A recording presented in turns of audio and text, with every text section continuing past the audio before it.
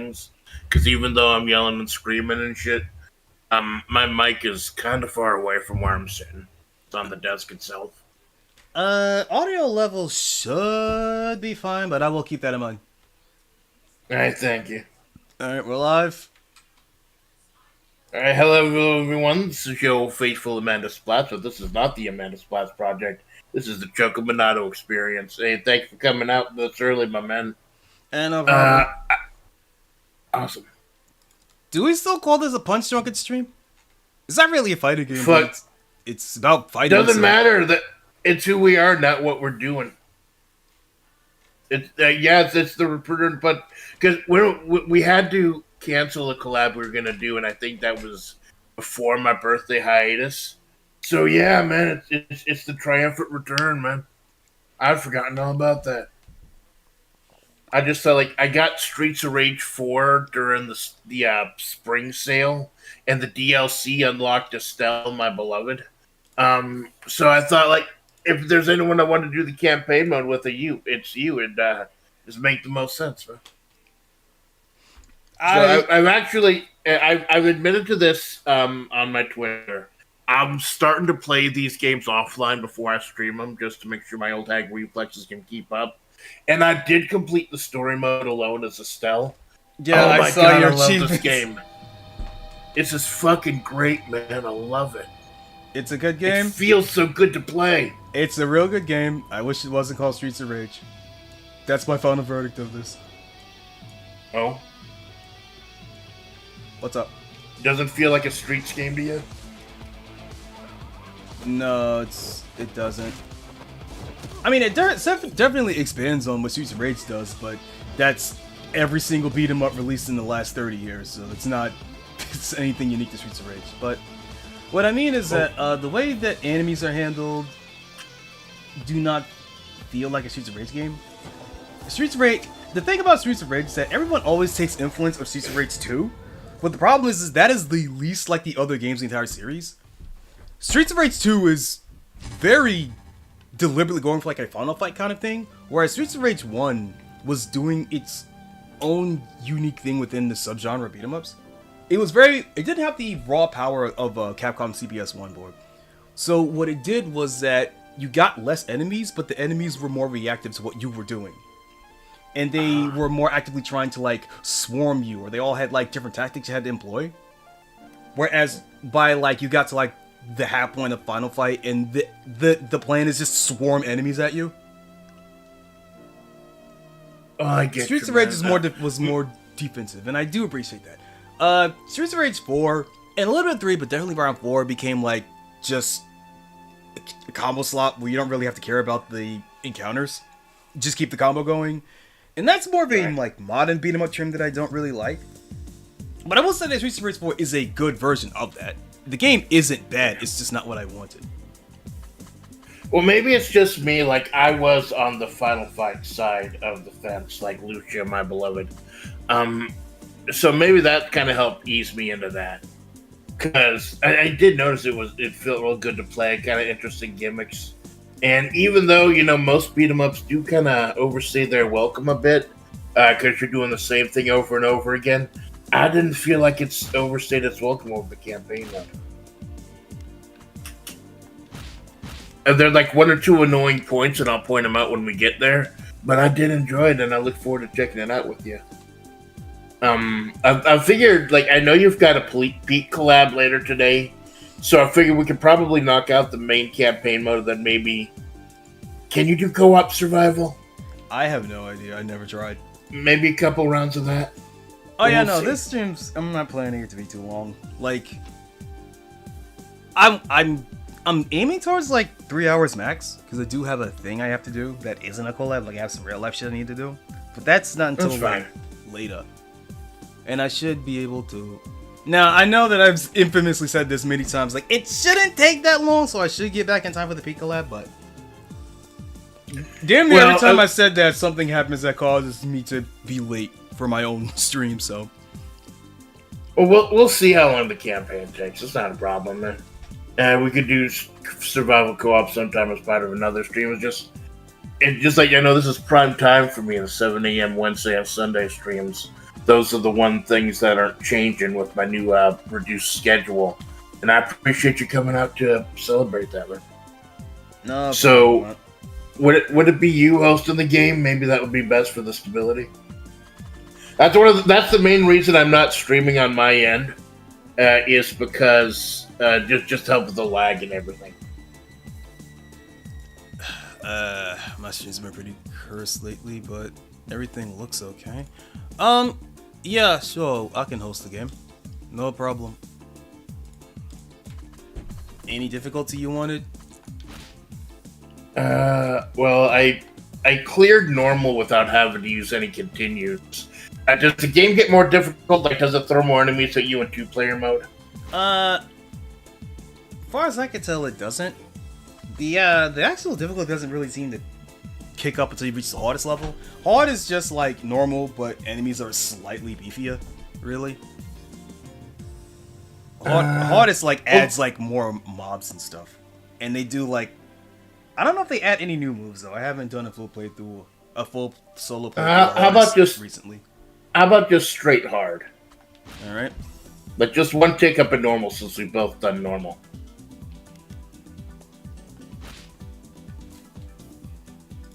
Here's your invite.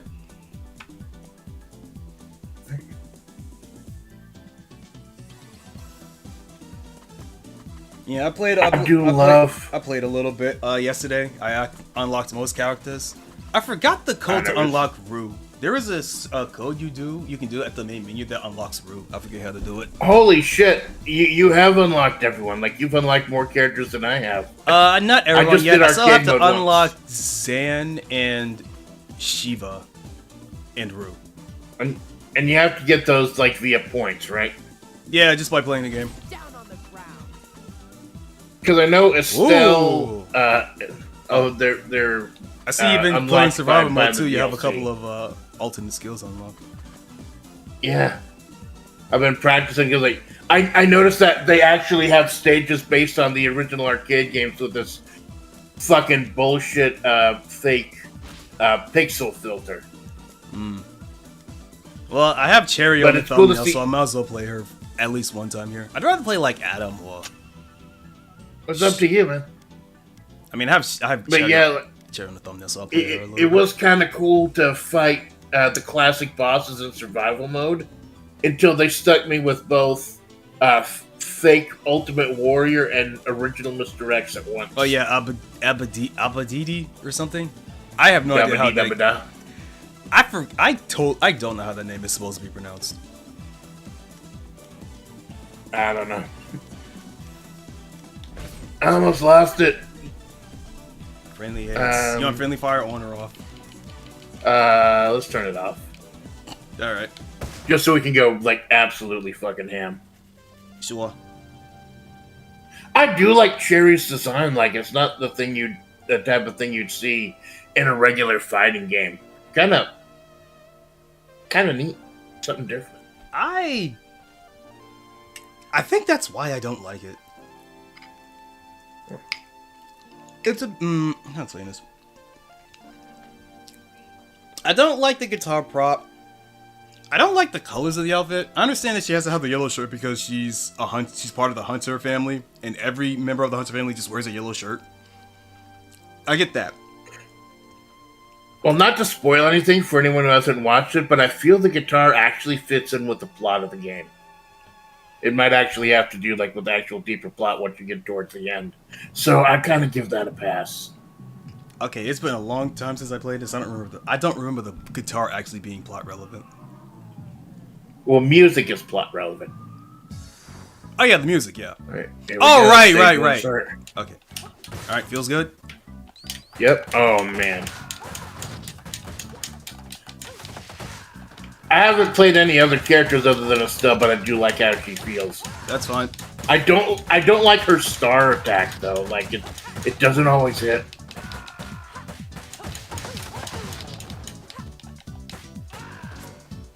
I do love how the game lets you pick what you want your food items to be. Yeah, that's a good choice. I kept mine as the classic apple and chicken.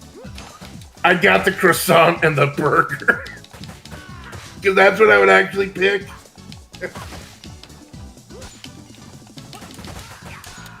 I love that jumping Superman punch she does too.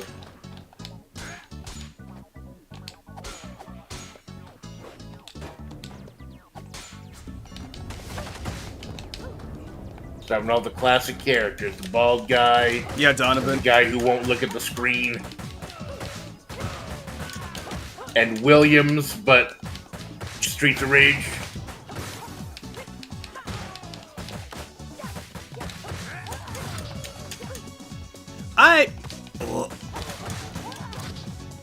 I understand why. I feel like I don't want to shit on this game so much. I do like it, but it's like I wish it had less nostalgia going for it and it was more of its own original game. Yeah. Well, the original trilogy wasn't as combo heavy as this. Like, I think that's kind of a new thing. I mean, combos feel good and they like, sell games like this, but like I said, in my ideal, I feel like Streets of Rage Remake by Bomber Games is a better sequel to what Streets of Rage 3 is a better sequel to. Was that the one with the branching paths and a ninja lady playable for no reason? Yeah, the ninja lady is Shiva's sister. And to be fair, it is very standard for a fan game to have a dumb OC character. However, Streets of Rage Remake only limited to one, which is Rutra. That's the character's name. She's a ninja character. She plays pretty cool, actually. Fair enough. And she is an unlockable boss character, and she's not actually important in the lore. She's just like, yeah, here's the character we made. It could have gone. It could have gone. If I remember, I played a Toho remake one time. Like a remake of the '98 games, where someone shoved in their OC instead of one of the bosses. Oh crap! That was gonna be horrible.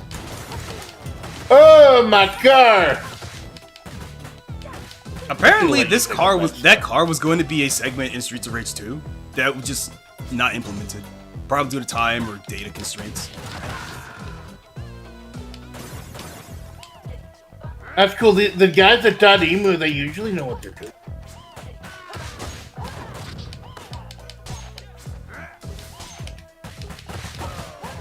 So anyone who missed the intro crawl, the storyline, it's Not Cody and Hot Chick are teaming up with the third guy's daughter and Dr. Sand's disciple because Mr. X's kids are starting to fuck things up. And now here's a zombie with pipes. Yeah, the Y twins. Like, I don't know. What happens with their grandchildren? Do they have to start using, like, numbers? The Z triplets. And then after that, the alphas, the betas. Ah, missed time to jump. Ah, well.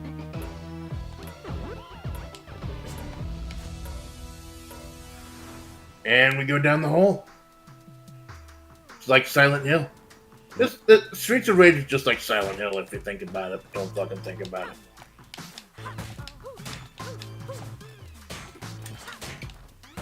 Oh god, the guys with the shirts and the hands in their pants. Fucking Orange Cassidy over here. They'll fly over you. It's like Quiblo. It's 5:45 and you gotta get a Whopper and a 40.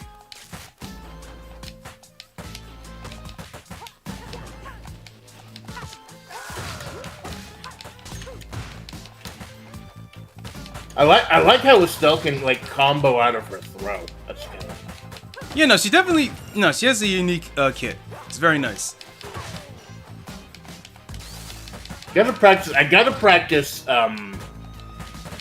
What's her name? Blaze Streets of Rage 1 when I finally unlock it. The Streets of Rage 1 characters are very basic, but they do so much damage to make up for it. The game's actually pretty easy for the Streets of Rage 1 characters. Because it's a point system, right? Yep. Where, like, you play the game, because I beat the game as Estelle on normal mode. Problem is, like, I got Axel and Blaze, but not enough for... Or Axel and Max, but not enough for Blaze.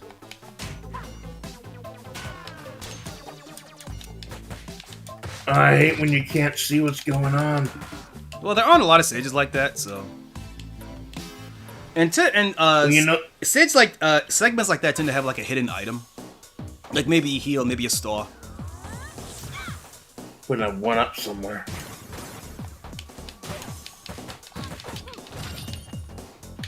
Oh, get my pipe.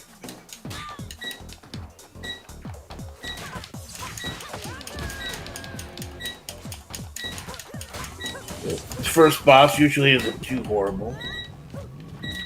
Wait until you'd think Diva would be playable. Oh god, these assholes.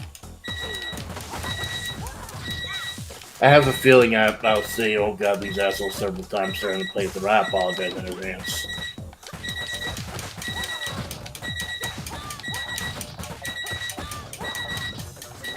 Just like Tekken, just keeping them in the air.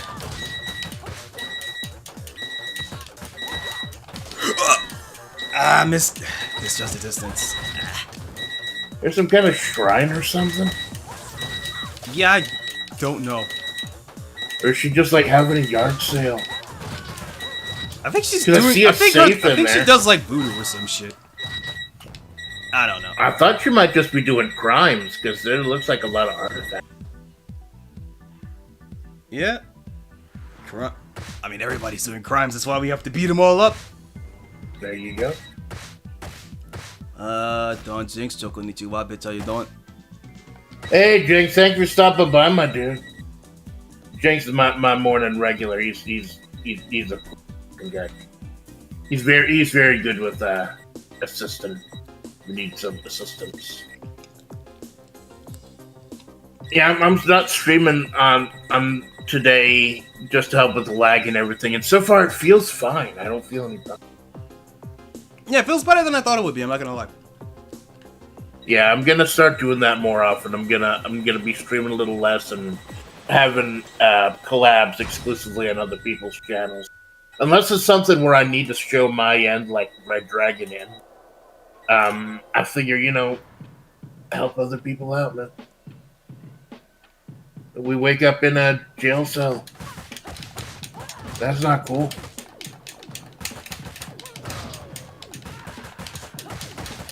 I'd say where the hell are the prison guards, but that would be foreshadowing.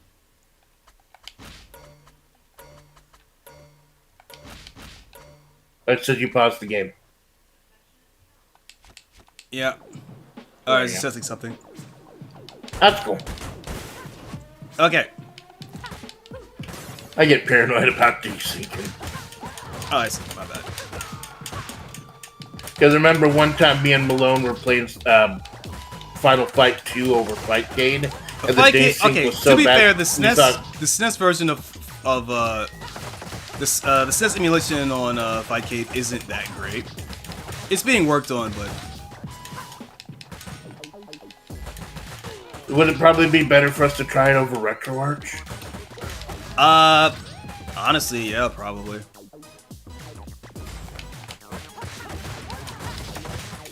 Okay, you want to see something cool? Yeah, hell yeah. Okay, do not pick up that taser. Alright.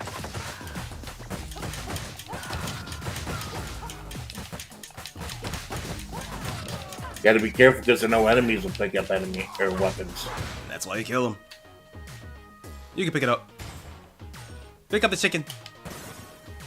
Oh, it's like off screen. Alright, now use the taser on that arcade machine. I'll do it. Sorry. Oh, that's how you access the bonus rounds. Yep. I saw these in the survival mode. I was wondering how to access them in the game. Yep, I think there's 3 of them total. Yeah, go ahead. I'm not gonna use it. Oh, sorry. Neither did I. Just got a shit ton of level. That's cool because I have been playing a little bit of survival mode, and I see these showing up. It's really cool. And look, I keep the knife too. Oh, that was quick. You die in the game, you die, or it's like at the end of every Freddy Krueger movie, where you pull something out of the dream and whip Freddy. And it makes the sound. Although the fake ass bullshit A pixelated filter kind of pisses me off a bit because You can turn it off. just ends up looking blurry. You can turn the filter off in the graphic settings. I'll have to check It's that out. I think it's like no CRT or something, and it just turns that off. And this is them teaching you how to deal with enemies with shields, which is just hit them more times. You can also just use neutral jump right before they hit you, because your neutral jump has a lot of iframes.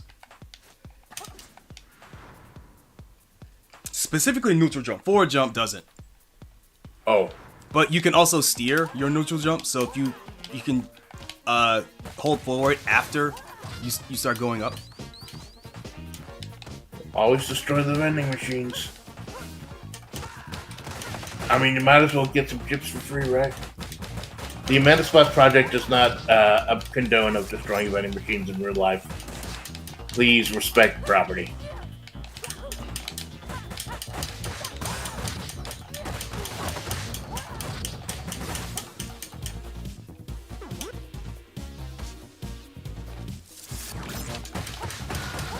I kind of like the extra little touch that the cops and the criminals are beating the crap out of each other, and you can just let them Did you fight. catch that the cops with the shield is named Murphy? And also that these are the same cops from Streets of Rage 1 that that do the support backup. Nice.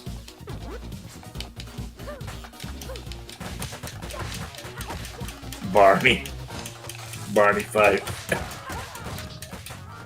And these little touches, man, I do love. Is there anything in there now?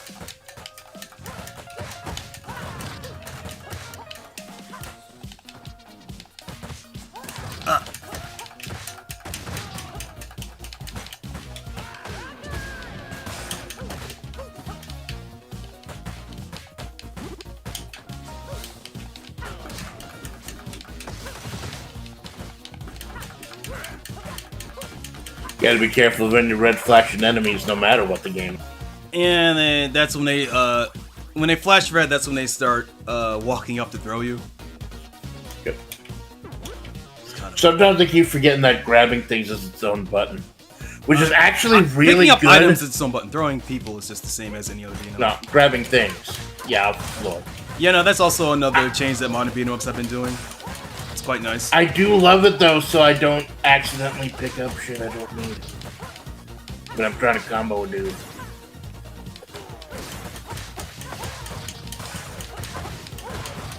Get that dopamine rush of getting that like 500 hits at once. Walk to the commissioner's office with a couple of sticks. Oh shit, I forget this is my boss. Yeah, he's your boss. Oh yeah.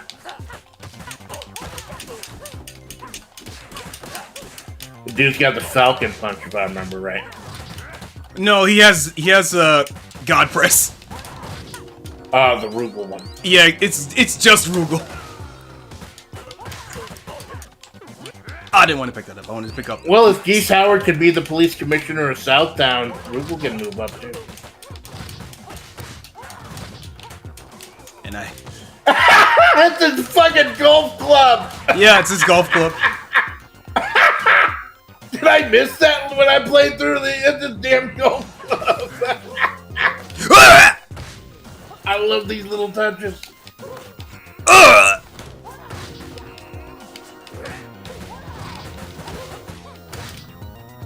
Okay.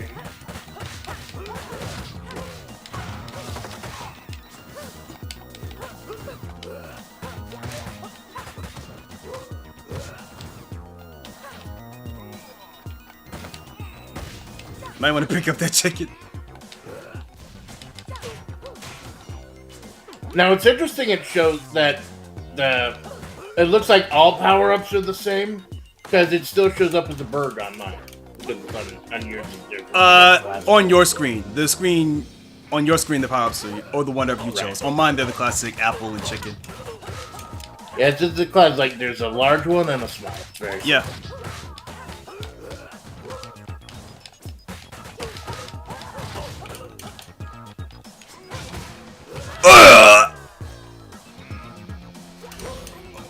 Ooh.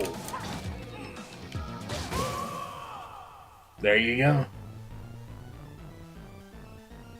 You're like that dude from the Clash, just nailing with the guitar. El Cabong over here. Yeah, baby. Give him a new Jack special.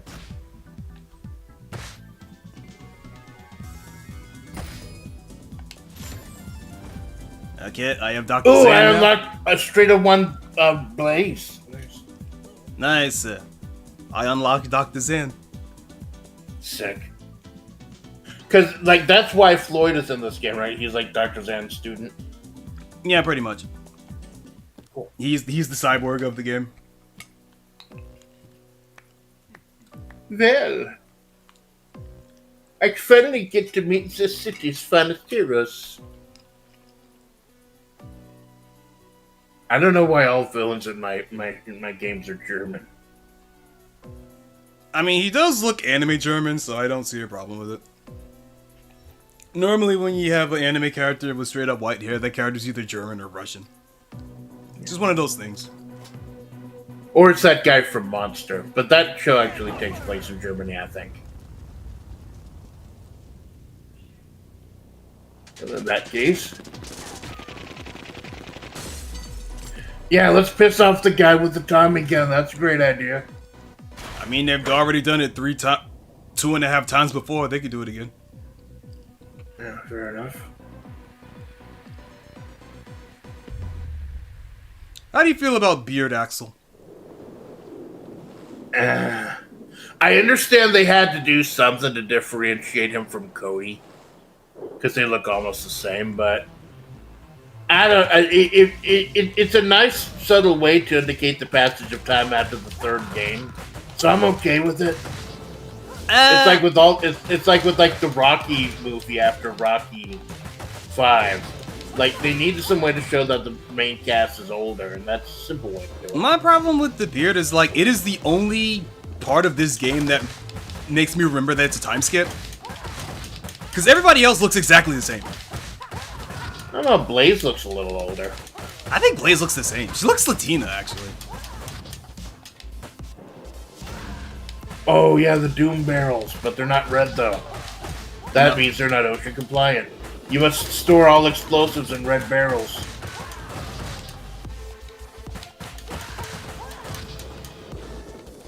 Got the umbrella. Ella, a. Hold on. Oh fuck! There's a star in there. There's a healer right there. Oh yeah, I gotta get the crawler. And then we just take a leap of faith off of... I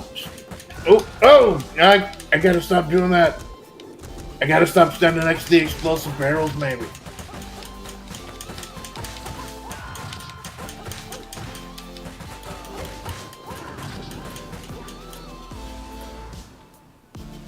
And there's Bongo. Although he's called the big large man. I still kind of wish they would have kept the mechanic where in Streets of Rage 1, you can't throw fat enemies, they just fall on top of you. Although they did slow down the throwing animation for the big guys. So that's a nice touch at least. Well, I don't think throwing is nearly as much of a part of the game plan in this one as it is like the extra long combos. Throwing is really good because you have iframes during it. And if you're playing like Floyd or Max, you know, a grappler character, throws are really good.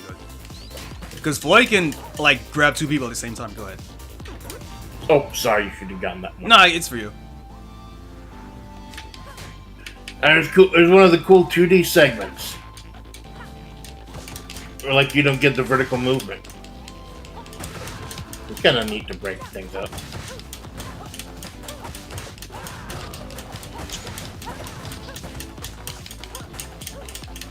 This annoying dude with a hand in his pants. It's not fucking cool, kid. What you gonna do with your pants on the ground?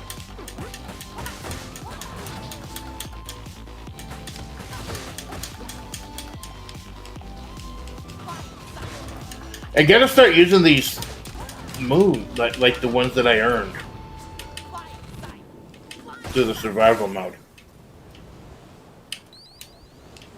Because I don't think I even used the Y button during my original playthrough. Like I don't want to do anything that'll burn through my HP. But they're really good, though. That's why they take away your HP. And you can attack people that heal yourself when you do that stuff. Ash picture in the corner, that's a nice reference. Yeah, I'm glad that you caught that. This is the only reference that Ash has in his game. Outside of that one poster, he's just completely removed from canon. Well, Shiva is on the unlockable character, so I could kind of get it.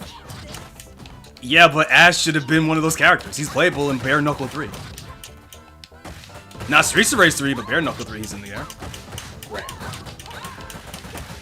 He might have shocked the youth of America, so they replaced him with Shiva again in the US port, right? They replaced his boss fight with Shiva, yeah. So the gimmick for this fight is... okay, never mind. I was gonna say, you want to throw Nora into the spiked wall over there. But I don't have a basic I throw to do didn't that. notice the spiked wall. I don't have... yeah, there you go.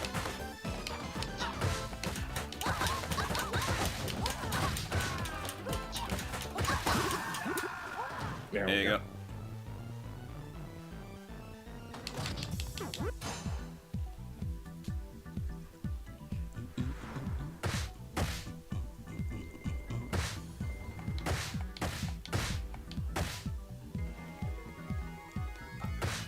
Something tells me uncouth things are happening on this boat.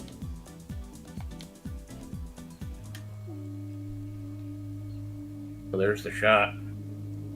That is the shot, yeah. It's a good shot. And she's just gonna go full Leroy Jenkins on him with the boat. That's not cool. Didn't even hurt us, by the way. We're at full health.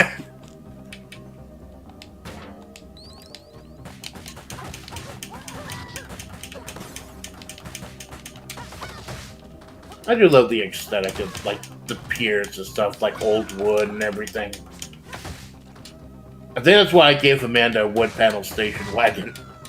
It's tacky, but still kind of classy in an old world type of way. Yeah, very, very 70s. Yeah. Like how Sandy has beaded curtains in her cave.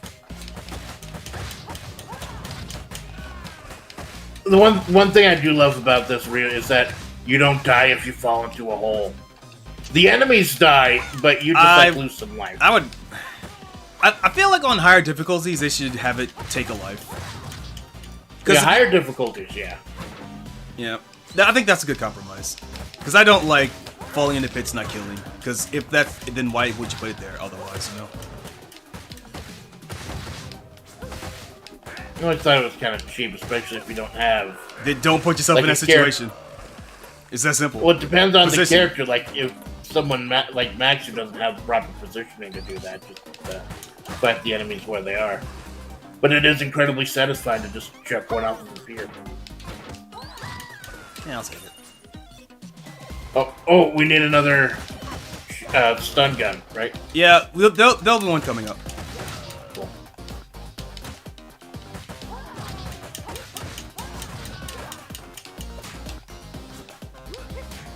Although my favorite thing in the game is catching throwing weapons. Yeah. Like, I'm able to toss them, and if I'm at the right distance, I can grab them back. Yeah, I love it.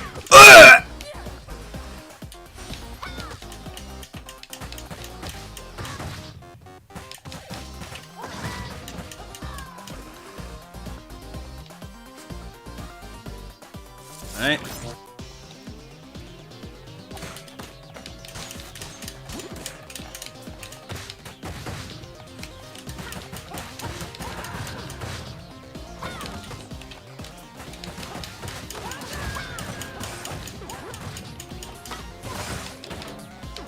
Well, there's the stun gun.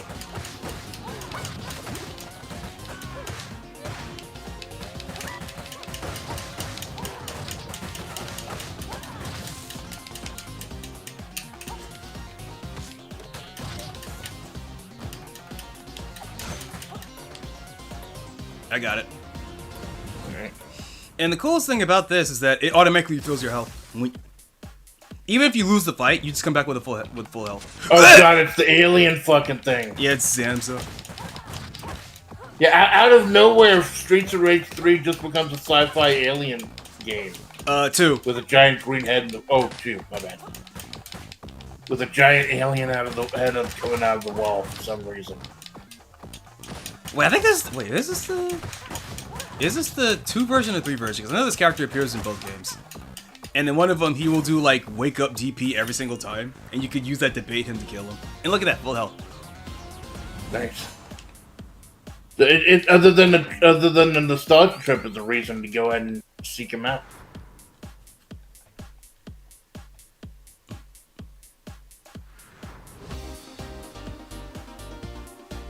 And then the rave piano kicks in. Yeah, I love the music in the Streets of Rage games.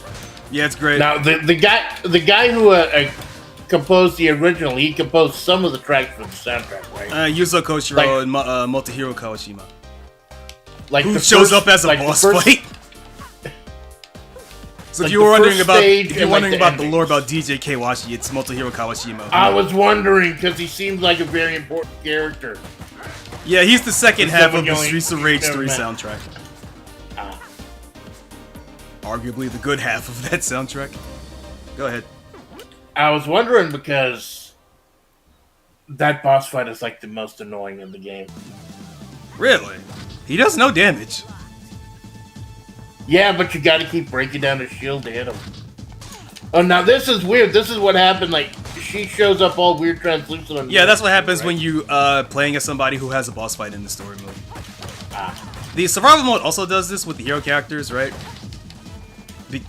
Instead of they have this crazy funky color.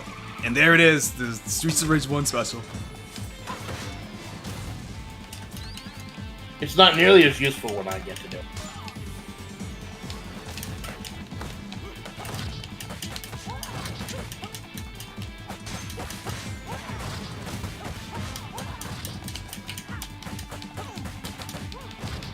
I love that grab when she just jumps on him and nails him.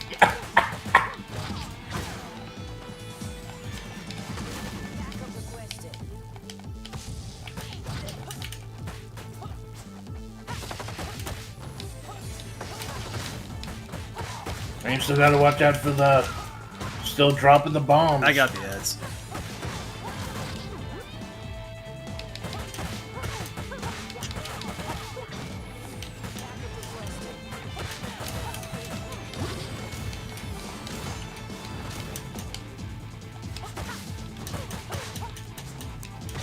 I love that Superman punch.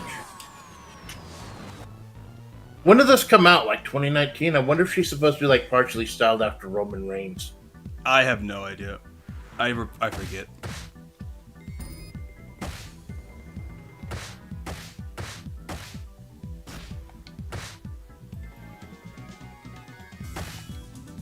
I guess I'm unlocking the Streets of Rage 2 stuff now?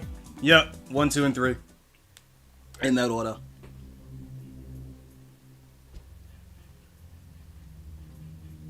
And there's some, like, odd... There's some odd things, too. Slightly odd. Like, if you check out I was able... Go ahead. Oops, sorry.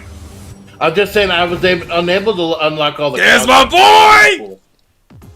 There he is. I missed you, Adam. And he feels good in this game, too.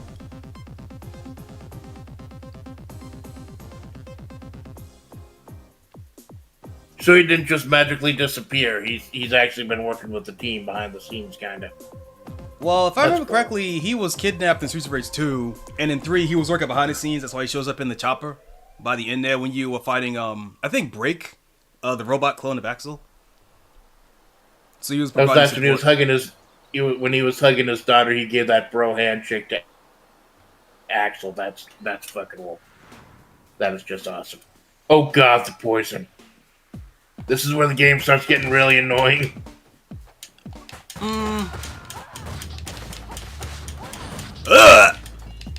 Okay. I mean, scrolling issue, we're fine. I really didn't trouble until the art gallery, but these poison puddles are fucking annoying.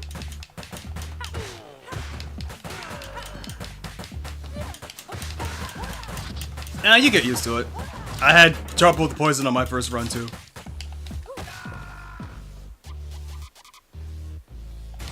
Now it's just coming out of the steam, dude. You'd think someone would clean up the sewers. Because there's so much fighting that goes on in here. Well, it's fighting in the streets, not fighting in the sewers. We ain't Ninja Turtles now, come on. Well, technically, if it's the sewer system underneath the street, technically we are in the street, so... Well, no, it's more like under the streets. Yeah. Fair enough. No wonder the streets are raging. Everything is on fucking fire down here. It's like a coal mining town where the fires are raging underneath for like decades. You ever heard of those? Like, I think that's what inspired Silent Hill. Isn't that where sinkholes... Like, there's some... Never mind. I was gonna say, isn't that where sinkholes come from? Like, no, that's not it. Now, sinkholes are like if they drain too much water from the ground. Like, that back in Florida, back when I lived in Florida, we were worried about them. Because, like, you're draining water and resources from the ground, and there's just nothing there because a lot of it is just water and dirt. Take out the water, sometimes the dirt's not enough. You gotta pay like millions of dollars to repair your home. And did you see the art on that pipe? Oh yeah, Shinobi. It's Joe Musashi. It's all these little touches I do love. I can't believe that Shinobi are actually finally leaning into the fact that... Oh, rings! Sonic the Hedgehog yeah, rings! Yeah, Sonic rings, yeah.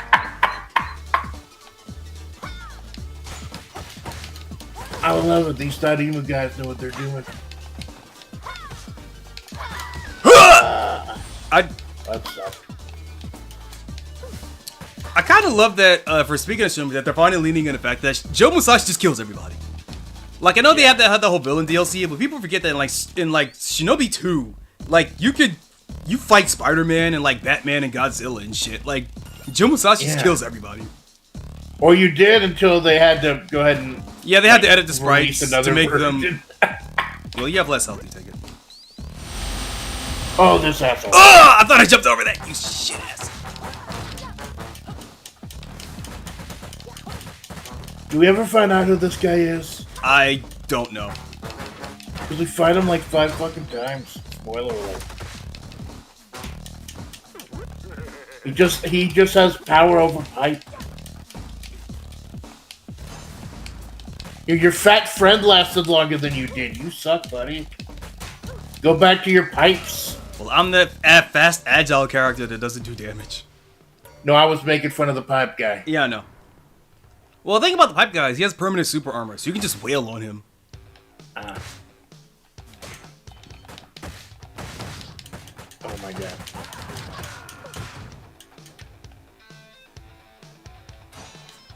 And here we are in the bar. Yep, in the bar.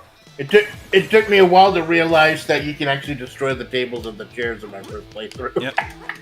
And now you got these chicks. Remember the Streets of Rage 2? Remember the guys on the bikes? I guess these are their girlfriends or something? I don't know. Now they're big chunky mamas, I guess. I wish they had a different design. They actually have a different design in the concept art that I would have preferred. Because if you're not going to have the bike guys here, then don't have these designs that are meant to look like them, you know? I know the original bike guys show up in the 8-bit or the 16-bit segments. Yeah, they were using sprites. Oh yeah, there's an arcade machine here. 8-ball corner pocket.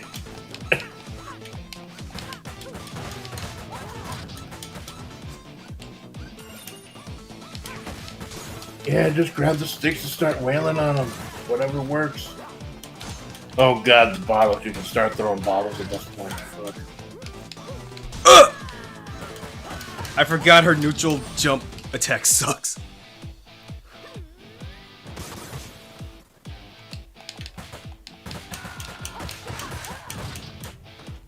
And it does the Streets of Rage 1 thing where you attack with the bottle and the bottle breaks, and I could just stab him with the glass.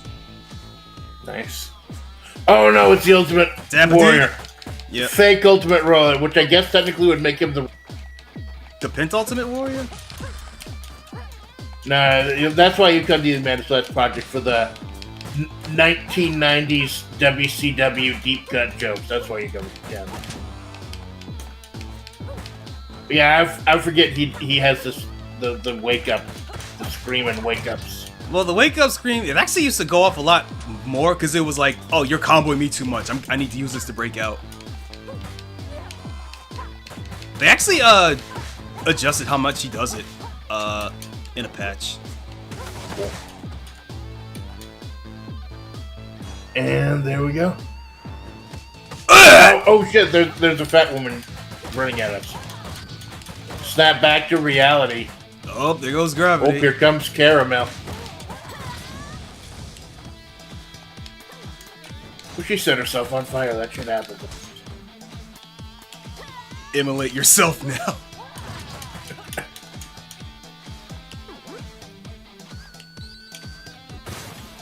And there's Rue. Rue. How do I free my buddy Rue? I don't know.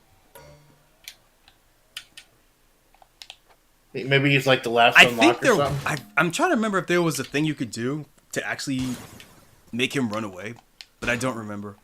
It's been so long since I played this. All I know is that if you hang around long enough, he'll give you a few power ups. Oh, cool! I didn't know that. Those aren't nearly as useful as having something in hand, though. I remember this guy from, I think, 2. This guy's the first boss of 2, like, Barbon. The most boring-looking guy. It's just a dude with a porn stash. Boring as hell, but he's hard to beat here. Yeah, and then he becomes a yes. Yeah, and then he becomes an upgraded enemy later. Oh, you're just gonna kill all the bikes. Okay, go for it. Yeah, like, so we can see what we need to pick up in the heat of battle. Well, if you don't destroy any of the bikes, these enemies don't spawn. They only spawn when you start destroying the bikes. We haven't had too many problems with it, though.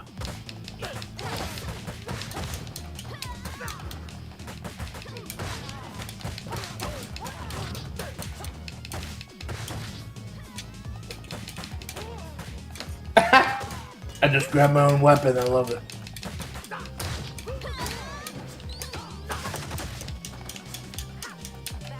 Clear it out a little bit.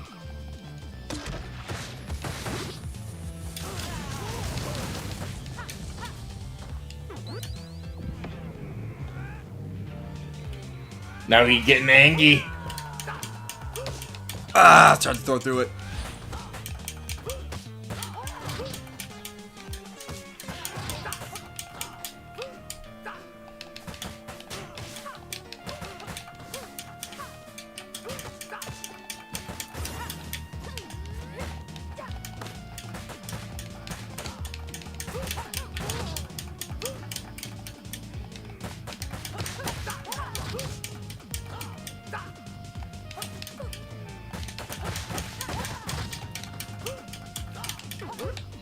For a guy who's so boring, he's certainly tough.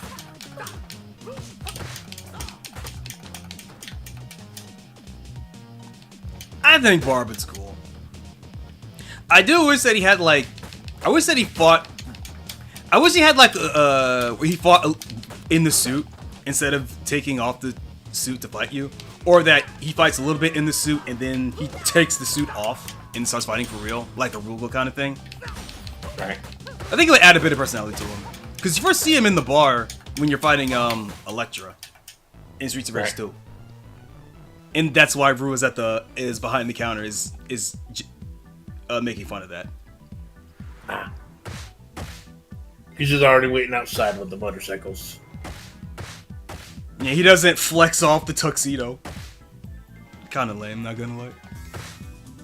Come on! He just flexes off the whole tux. Unlocked SOR2 Max. We destroyed all the motorcycles, yet we find more motorcycles and make our way to the large Y-shaped object in the background. Well, Axel's doing that. We're just kind of hanging around here. I'm just hopping in my fucking police car. I have those kind of resources. The police car that you don't have? Oh, wait, you have this car, yeah. Actually, no. At this point, if you're... Well, no. If you're going through the game, then you're no longer... You quit the force. You're now a vigilante, like... Oh, no, we fight Estelle again. Yeah, but if you're doing the main campaign as Estelle, I think the lore is that you've quit the force. You become I an, didn't ex, you think they become had an to look ex-cop the like bosses. everybody else in Streets of Rage 1. Yeah, that seems to like Wood Oak City seems like the police department seems to have a ridiculously high turnover rate. I wonder why that is.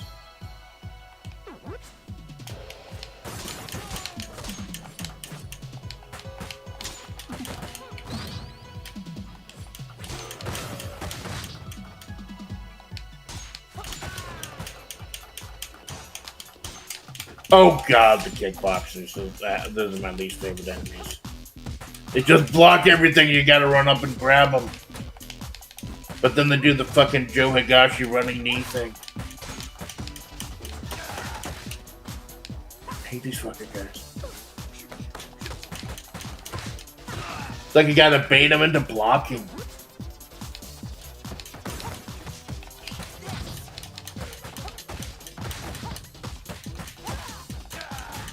Or, you know, just jam a parking sign up their ass. Whatever works. They're the Streets of Rage. There are no rules.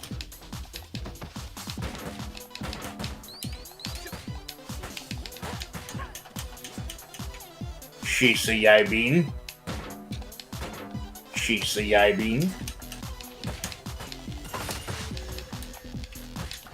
It's been a long time since I watched that manga Dio. I gotta watch it. That's so awesome.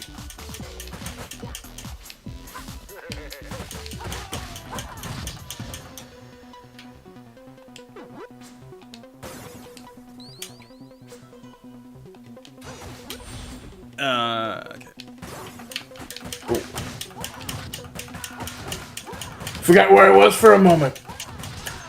You could put in the HUD options. You could have like arrows above people's heads. Yeah.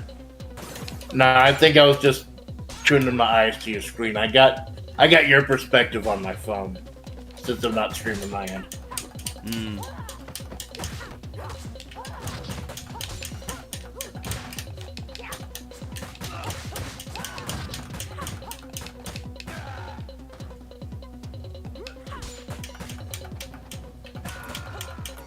Those little touches, like the pots up there, rattle around when you slam someone down. I do know these little touches. Once I get some money, which may not be for a while, and it goes on sale again, I do want to get the Marvel beat 'em up. The Cosmic Invasion one or whatever. That feels like a Marvel versus Capcom game because you play two characters. I played the demo of the hell out of that demo. Yeah, but the demo feels good. Wish it was longer or the enemies were stronger because enemies die so fast that you don't really get a chance to like test how the game actually plays. Yeah. For me, at least. And with like 9 characters, there's going to be a lot of replayability. You won't be laughing when I smack him with this foliage. Get bush, bitch. I wonder if they had to clear the sample for that. Because that is from something. I don't know what it's from, though. Maybe it's one of those generic sample packs.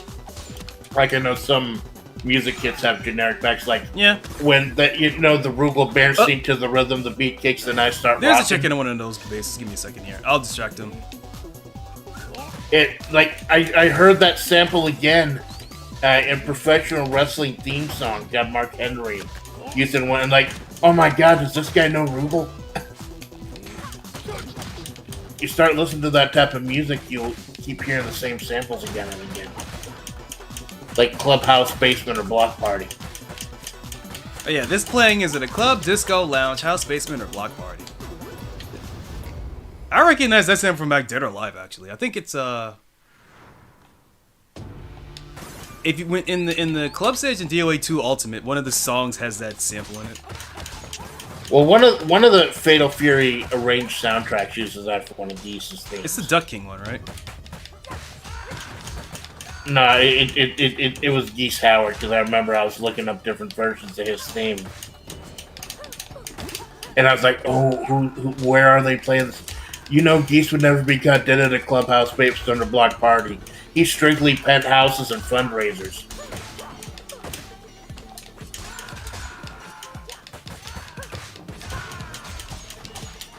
I keep talking shit like he's not my current World Extreme Battle Pro World Heavyweight Champion.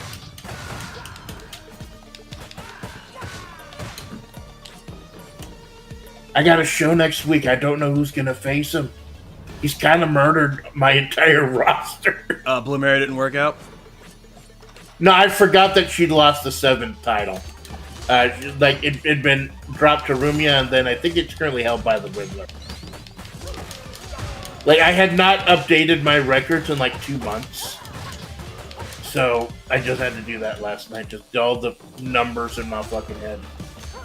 I know I'm the only one who pays attention to that stuff, but it's fun to like since it's all RNG. It's kind of fun to run the numbers and see who's. Yeah, BGCW is still going strong all these years later for a reason. There you go.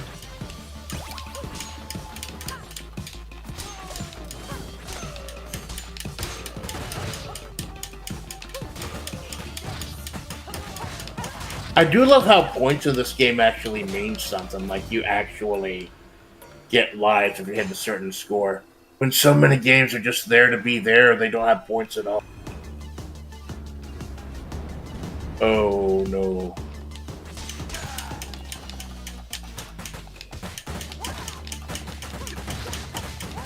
I like how these guys are inviting you to fight in the burning ring of death, but they bring the crullers.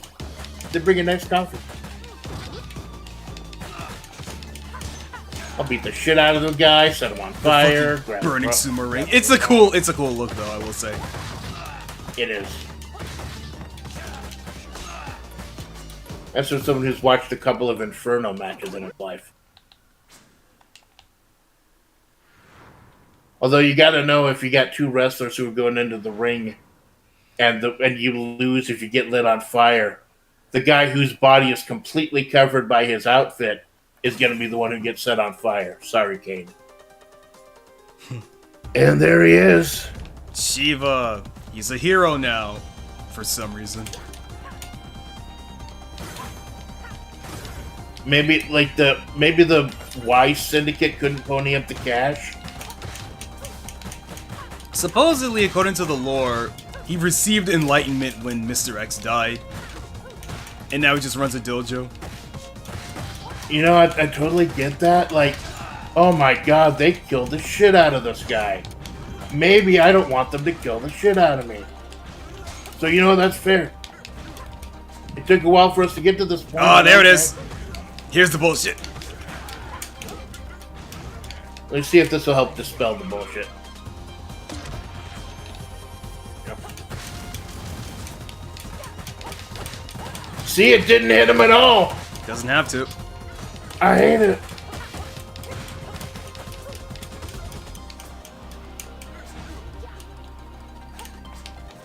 His burst meter was full. He was able to break out of that.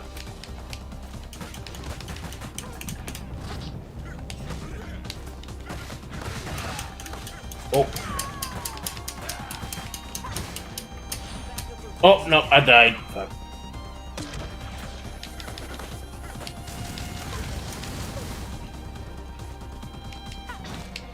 Ash, fucking. Nice.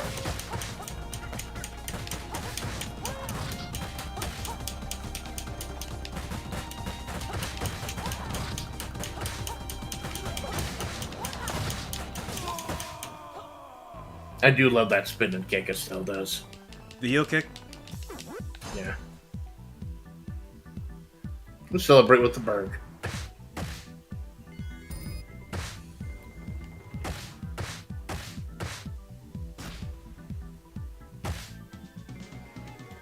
I almost have Shiva. Ooh. SOR3 Shiva. But not SOR2 Shiva for some reason. It's been too long since I've had a worthy opponent.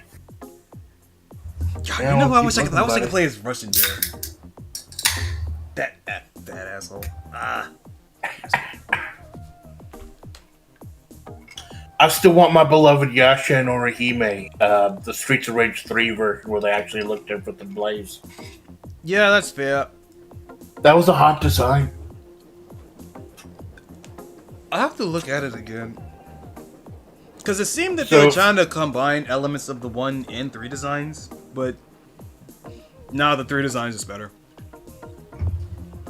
I mean, it's so for those of you who hasn't seen the story, here's where the whole music thing we were talking about at the beginning kicks in. The Y Syndicate has planted speakers all over the city, and they're trying to control people with mind bullets. Right, and that's why Cherry has guitar. The whole punk thing. Yeah. Okay, right. I mean, it doesn't have to be a brilliant plot in Streets of Rage, but it's nice that they put a little work into it.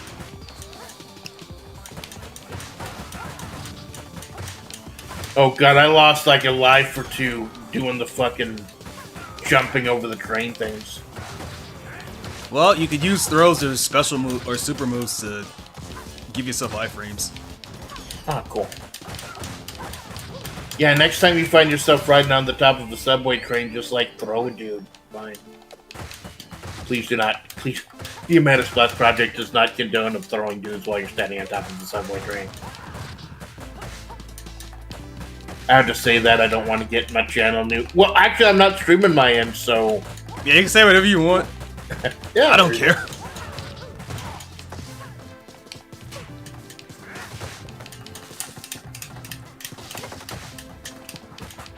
Get rid of those annoying hands in the pants guys, because that stupid rocket jump they do. Of course, there's a stun gun. I don't. Are we gonna find an arcade unit up here? No. That's fine. I gotta remember if I want to pick something up while I have the weapon, I have to go neutral because hitting towards will throw that weapon. Yep.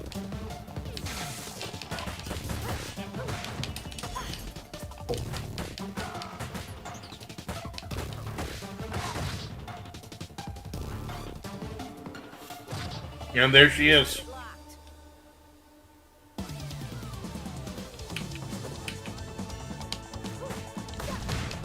You can pick that up and throw it back at her, by the way. Oh, cool.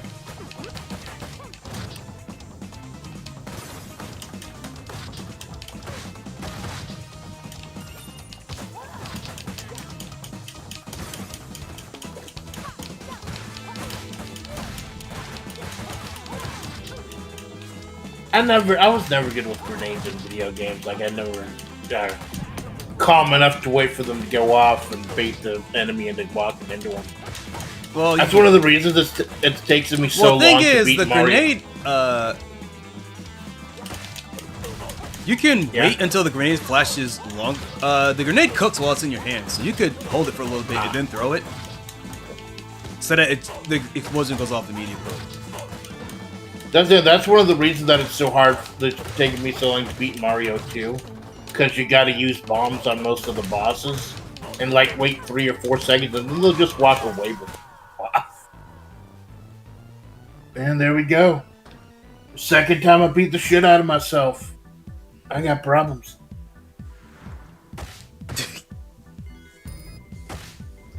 Estelle fighting her schizophrenic demons. No, she's fighting with her conscience because this is dragging her away from her police force. But now I think this is where she finally turns on. And all SR3 characters unlocked. Nice. Ash should be on that roster, but cowards.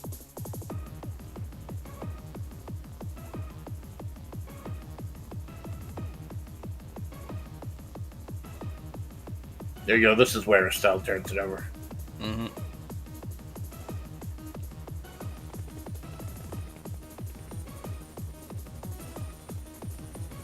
I like how Mr. Y is wearing his dad's coat, but it's obviously way too big for him. Oh, that's supposed to be his coat? I think so. I could see that. Oh, the art. This is the level that pissed me off when I was playing alone, the art gallery. Because of those fucking assholes who keep throwing bottles everywhere. You can catch the bottles that they throw in and throw them back. Oh, you can? Yeah, like that. What do you have to hit? The grab button? Yeah. Oh, crap. That would have made that playthrough so much easier. Oh, my God. Oh, my God! I gave myself half an aneurysm fighting these women. Oh, thank you for that. Oh, very cool. Very cool.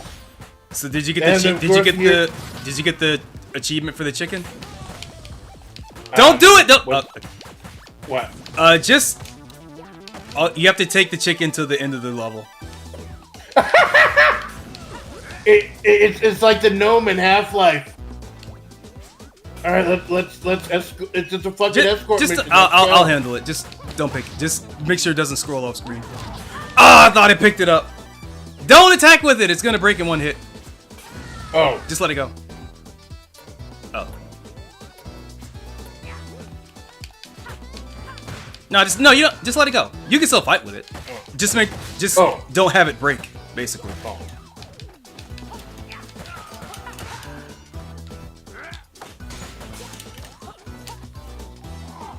Because I know the achievement for beating the game as a stealth that itself is like less than 4% of people have gotten it, but I think it's just use DLC. Yeah, post-launch DLC. Apple. Small heal. Alright. They poisoned my bird.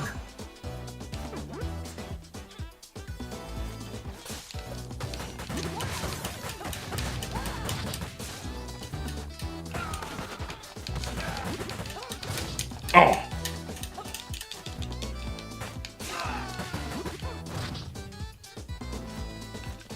The only good thing is that they're stepping on the poison.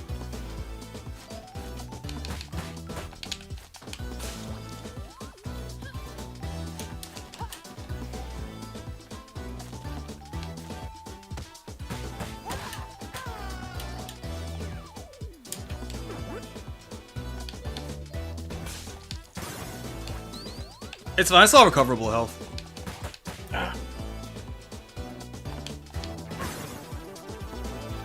You don't want the apple? Oh, good idea. I think this is my favorite song in the game, though. Alright, Bums. Wait.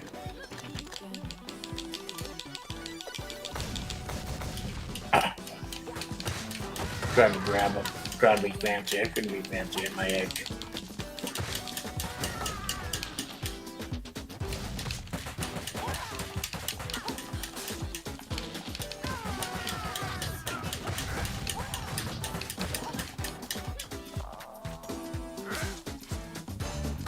And then the twist is none of these are actually part of the syndicate or actual enemies. This is just an art installation about the violence that's currently going on in the city. Yeah, I'd believe it.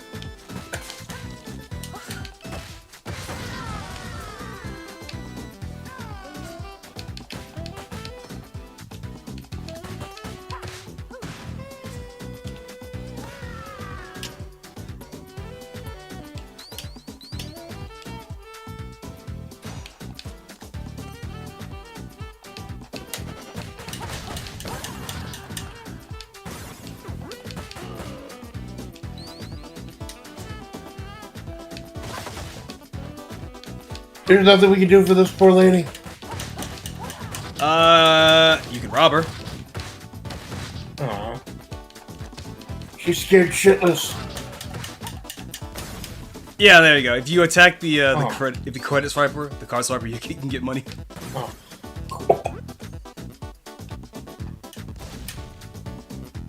I got it.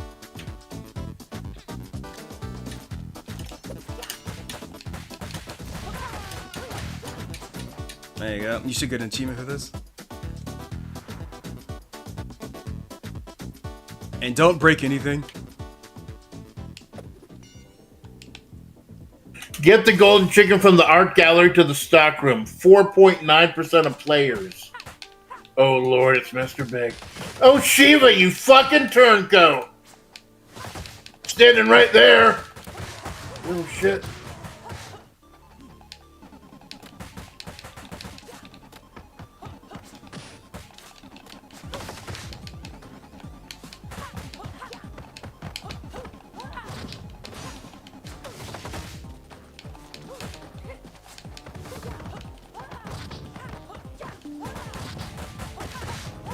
Didn't expect us to break the timeline.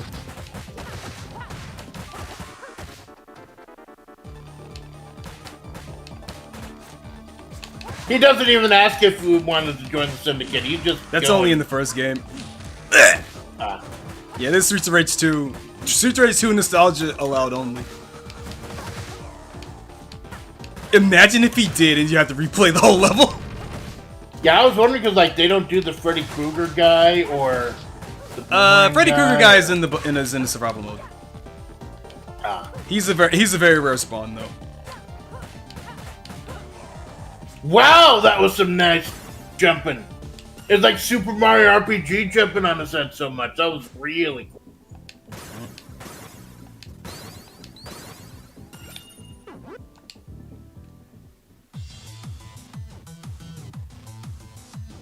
Oh, them again.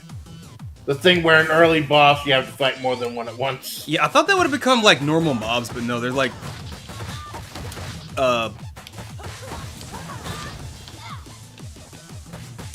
Oh god, they've got elemental. It's not until I played the survival mode that I understood and appreciated that there are like elemental properties, like fire, poison, electricity. yeah.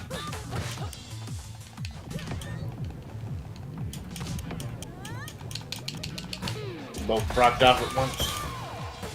Yeah, they both pop as soon as Put one an of them immediate stop to that. Yep.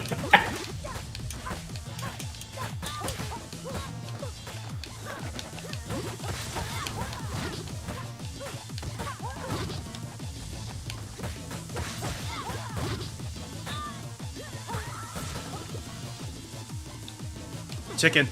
Get the Yeah. help. Yeah, good idea.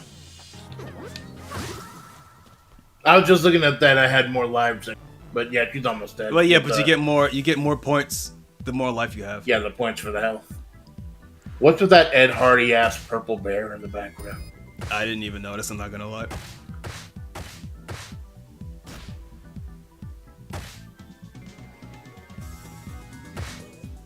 We cracked 500,000. I get SOR2 Axel.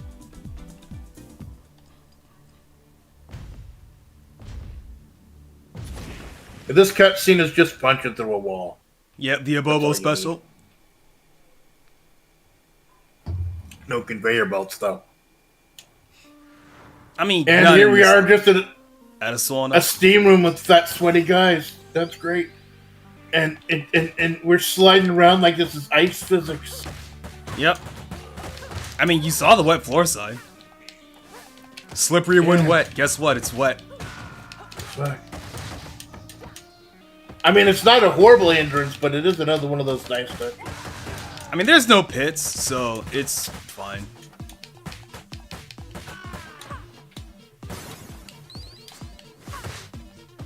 We're about to break all these signs, make this place non-OSHA compliant.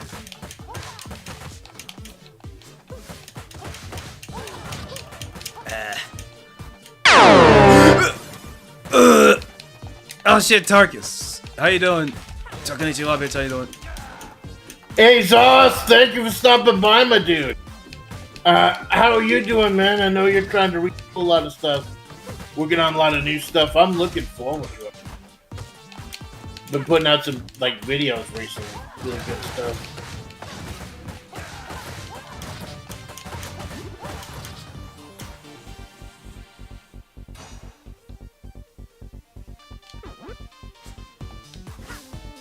I tell you, one of these days, when your schedule allows, and my schedule allows, once Zoss has everything straightened out, we got to get you onto one of these one-page rules that he does. It's like simplified role-playing war game stuff. It's really fucking cool. Like, I'm too dumb to understand Warhammer, but I can understand one-page rules. And you said you like playing the character, the snake lady in Red Dragon Inn. It is kind of cool to be able to play one of those characters. We'll be able to get everything straightened out, everyone's schedule situated. I think you might enjoy it, man.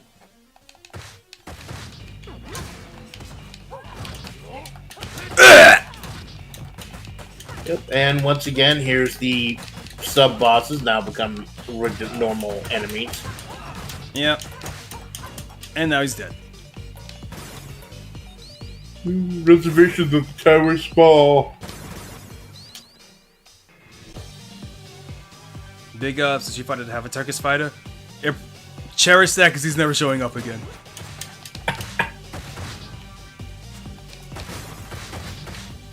Oh, the guys with the guns. This is where SR3, things get annoying. But luckily, these are.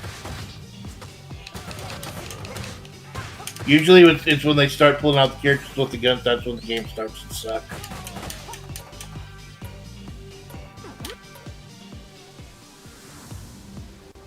All right. Oh, the elevator. How do you feel about an open air elevator? I got that Chivo. First time playing. I wondered why nothing happened when I broke one of them, and then I broke the other one, and then I got the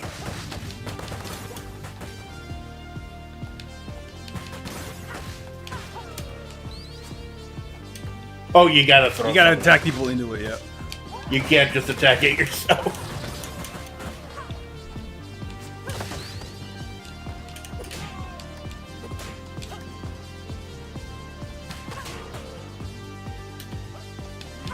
Classic elevator stage. It is a neat touch on the classic elevator stage. I throw teched into the bottomless pit.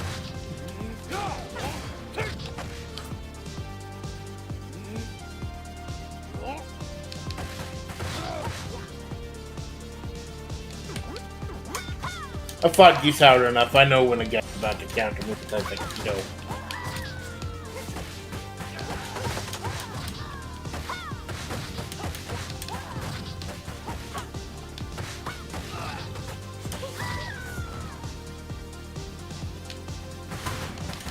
Oh yeah, Zoss brings up Hakan.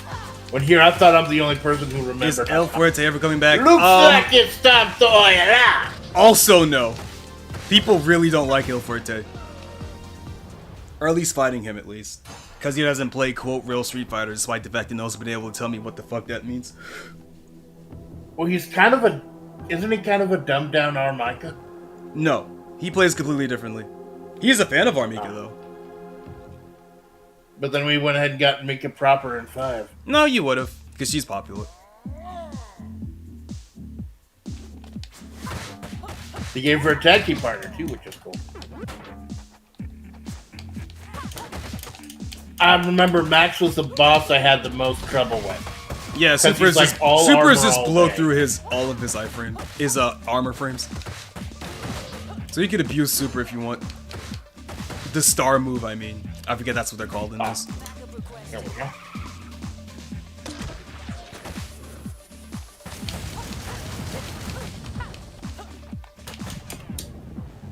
Gank her. Resting back up. And back up to back them up. Off axis.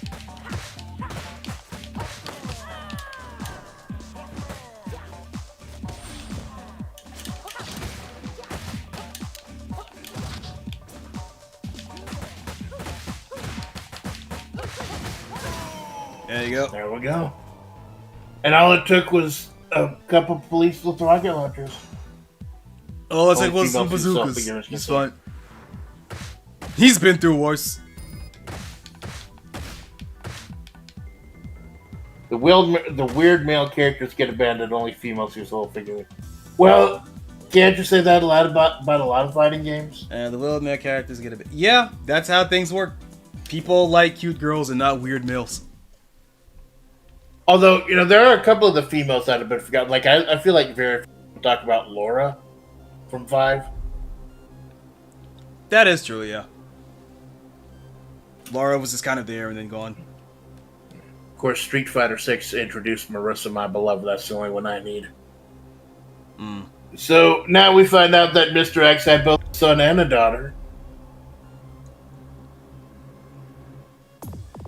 She looks kind of like Hinako from KOF. Yeah, I can see it. There it is. Yep. There's the frame. Estelle's face turn is complete. No, but also like she's not wearing her undershirt. It's obviously a coloring issue, but yeah, that was kept in the game. We still have a concert to attend. Soon we'll be eating out of our hands. Yeah, joke's on you. We're burgers and apples out for the ground.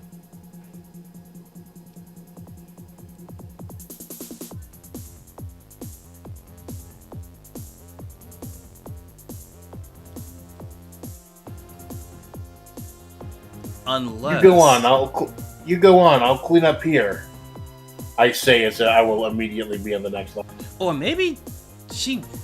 No, it can't be that. I was about to say, maybe she doesn't wear the undershirt during her face turn, but like, no, in her actual sprite, she's wearing the shirt, so... It has to have been... I don't know what's going on with that. Because I feel like if you wanted to show that she was naked facing, you'd get rid of the vest, not the actual undershirt. But I guess they didn't want to change the design too much. I don't know. Well, plus, it's the police aren't actually corrupt in this story, supposedly. It's like mind control. The mind bullets.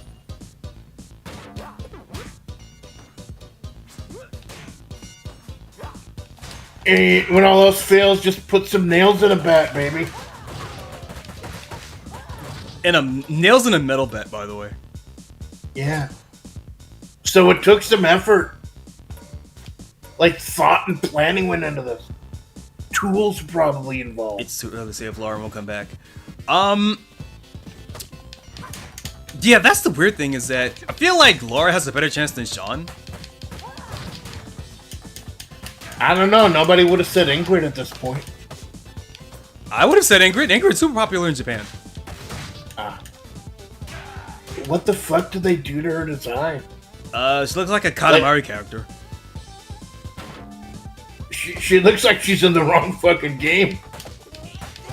I mean, yeah, which but... is saying something for Street Fighter. Counterpoint, Rose is right there. Rose doesn't look like a Street Fighter character. Fair enough. No, Minato doesn't seem like a Street Fighter character. She's more like a Darkstalker character. I should focus on the grenades.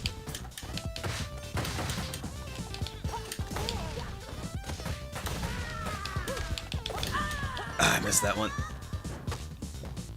Oh.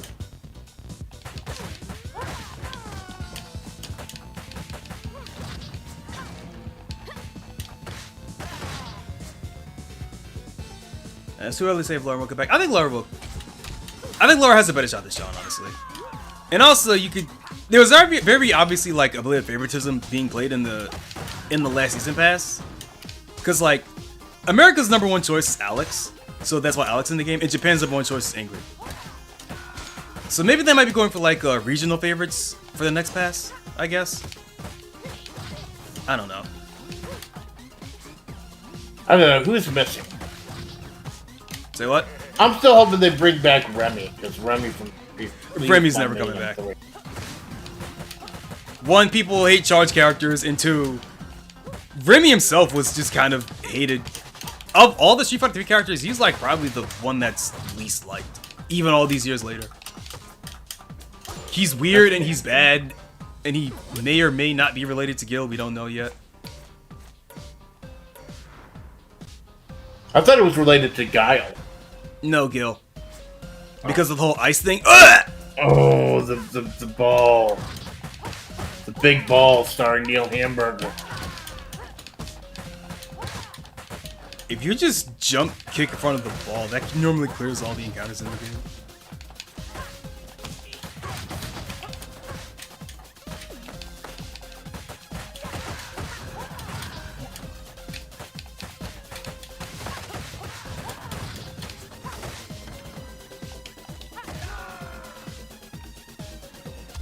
We'll go ahead and get in those crates.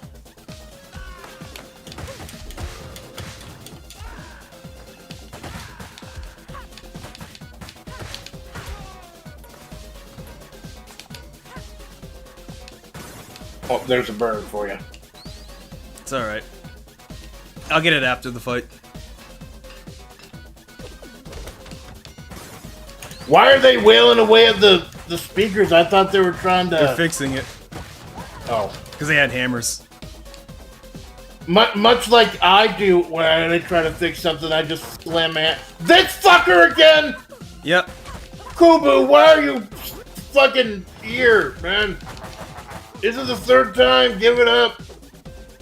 Find a new line of work, man. You've obviously got talent. You can make pipes levitate. Maybe you could be one of the Mario brothers. Can you swing your arms from side to side? Oh, fuck, I'm dead. Oh yeah, that still happens when he's dead.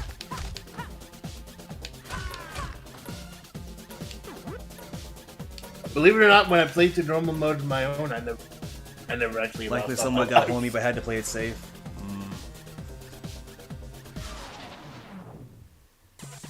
This is probably my favorite song in the game. There's Kawashima.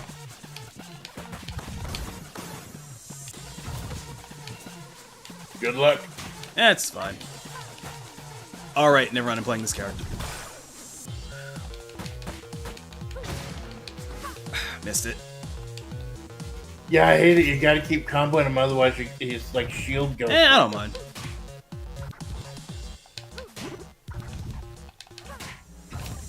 At least most of his attacks are pretty.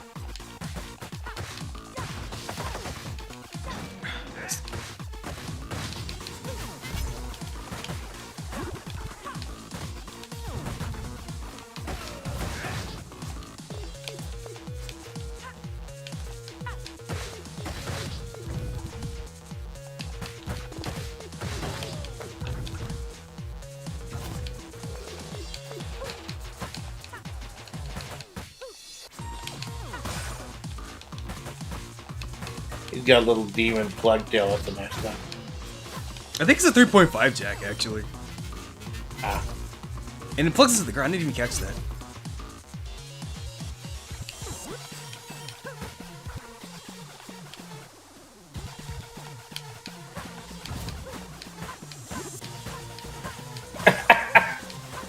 I love that head jump she does. Da-da-da-da-da-da.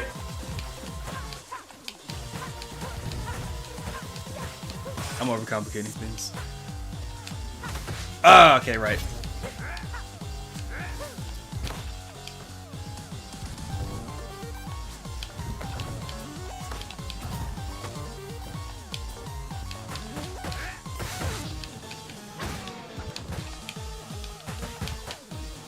Ah, missed it.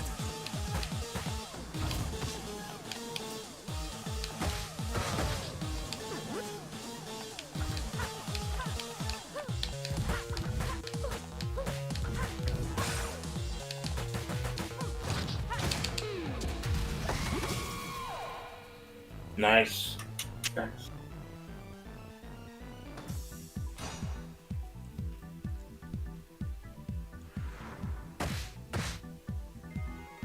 Saving my ass. I shouldn't have held on to those stars for as long. I rarely ever use star moves. That's why I'm giving them all to you.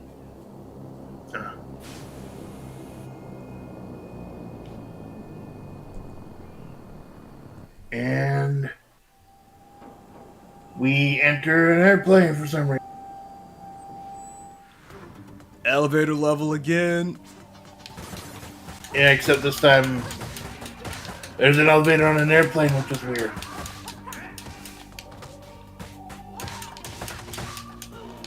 And it's only the one side.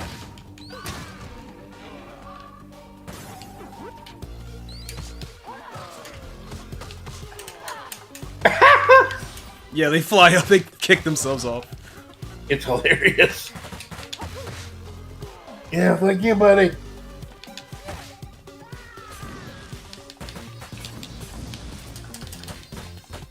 At least we don't have to fight that one guy with the jetpack and the claws. And jet.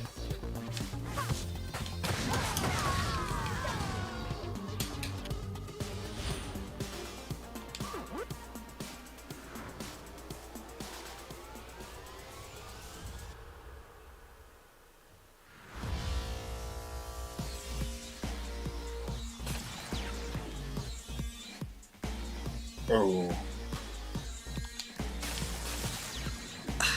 I caught it, but I got hit by the other one.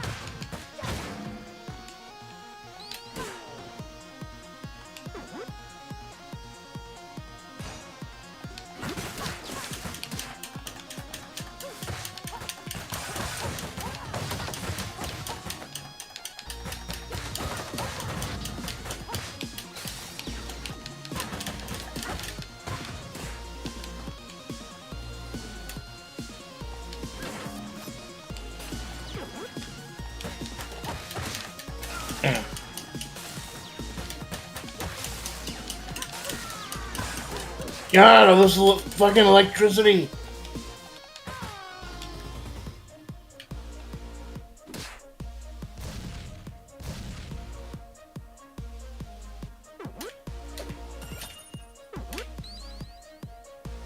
Let's get on the plane, beat the shit out of some people.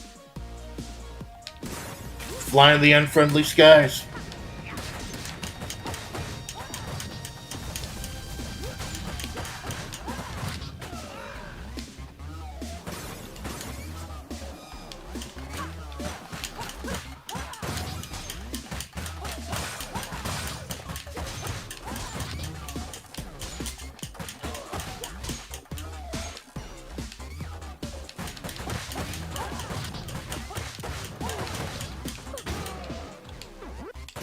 Condition now. I see the guy with the stun gun. I'm wondering, is there an arcade machine on an airplane? No. No, that, the Mr. X fight was the last one. That makes sense.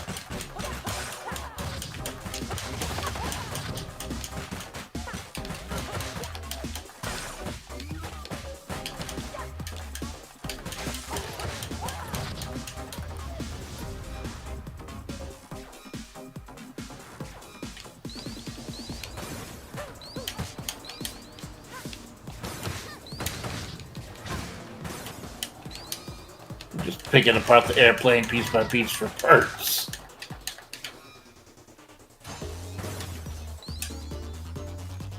Ooh. There's a star. I know there's some stuff hidden behind here. Yeah, there's a star back there, yep. Ah.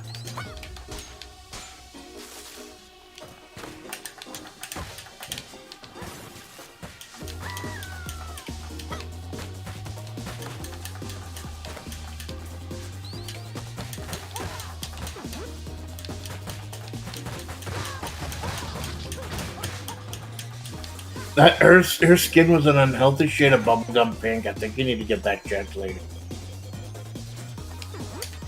Oh no, it's 3 of those web sadists. The only time you fight him in the game, too. It's really weird.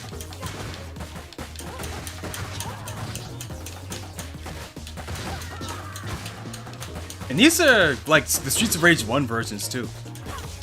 Ah. Because the one in Streets of Rage 2 has, like, the cybernetic hand. Where are we heading? The Resident Evil lab? Well, no spoilers, Jinx, but you'd actually be shocked by how close you are to being correct. That's when his dad does, where he just stands in the corner.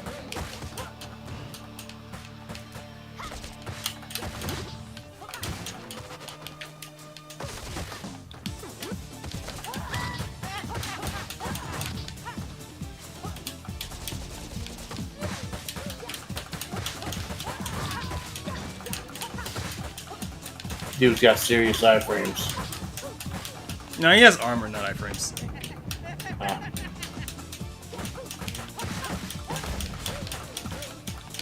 Yeah, just use a rocket launcher close in CQC. That's fucking great.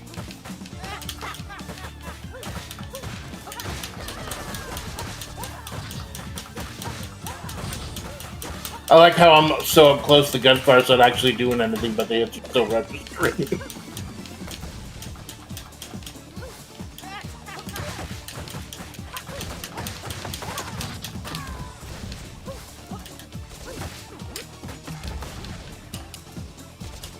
I stop to grab a burger and he shoots with the rocket launcher. Yeah.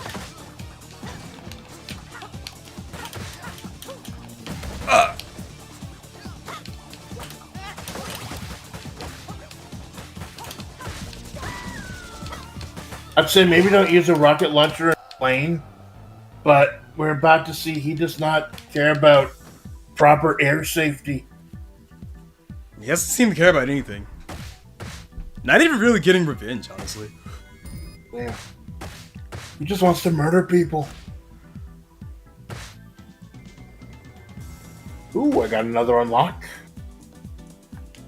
Ooh, I got Streets of Rage 2 Blaze.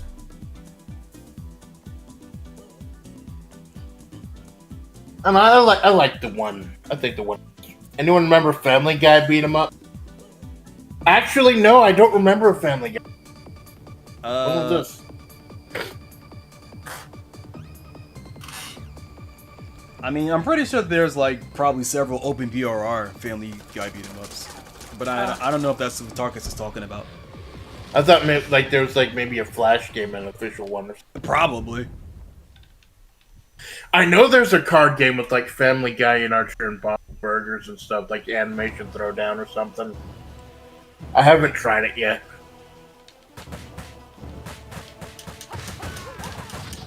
Maybe we just walk out of a fucking plane crash. Our health bars are green temporarily for some reason. Well, because we're waking up from a plane crash, alright? We're feeling a bit groggy right now, okay? And if you're good enough, you can heal all the way up to full health, which is why it's green. It's all we're gonna feel like.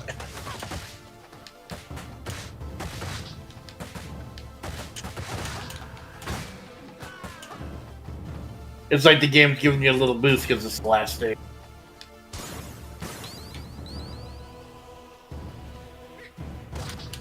Oh, she got the fucking Mike Hagar pile driver. I know this.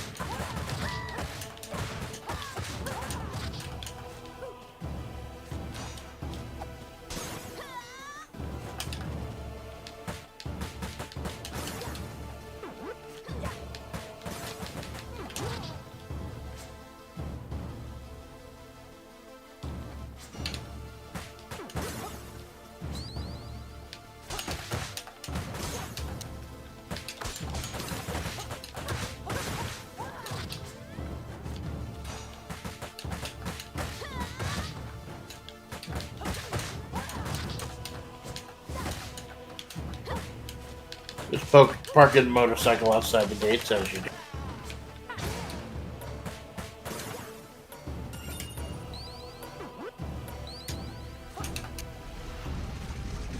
And here we go. It's the final run. There was a Simpsons beat. Yeah, the Simpsons beat 'em up is considered one of the best beat 'em ups of all time. I think that's ridiculous. I played it. It's not good. It's very cool, but it's not good. Probably like, I think the whole big pull was that you could play 4 people at once in the arcade. Yeah, and that's cool, but The it doesn't mean whole it's good. Simpsons family. The X-Men beat 'em up you can play is like, what, 6? Doesn't make it good? I thought it was good, like, until, like, the last couple levels where everything was just way too tanky. Like, the final fight with Smithers and Burns is a fucking slog. I don't know, maybe it's before my time. Maybe I just really could not get into those old beat 'em ups. I got a sword! Holy crap! There you go.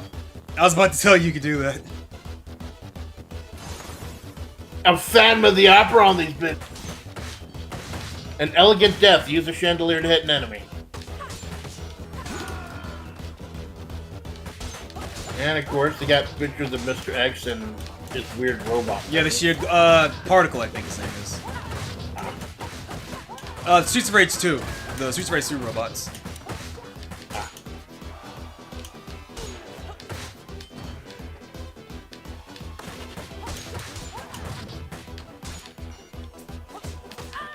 Oh! Gotta catch those. I didn't catch That sword hits hard. You know, Z throws weapons really hard. You again! Babbo! Babbo, we're ending this now, man.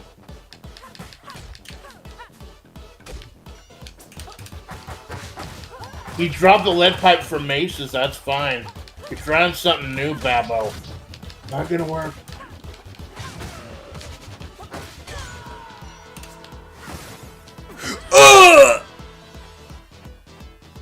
Oh, shit. That's fine, we can do the level again. Well, let's see if I can get it out. This will be the big challenge. I'm fucking around too much. And it's the final stage. You gotta be careful. Just walking up the steps in a maze. I should have played Cherry yesterday. I played a lot yesterday, but I didn't play any of Cherry, so I'm like, oh fuck, I have to learn this character on the fly.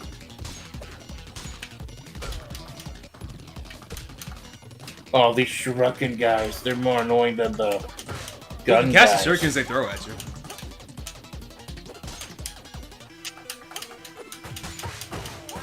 We'll just run up and Superman punch him. If I get an extra life, is there any way to give it so you can get I don't back think up? so.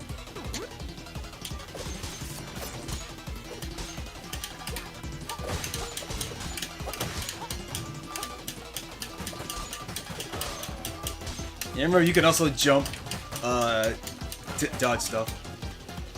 Ah.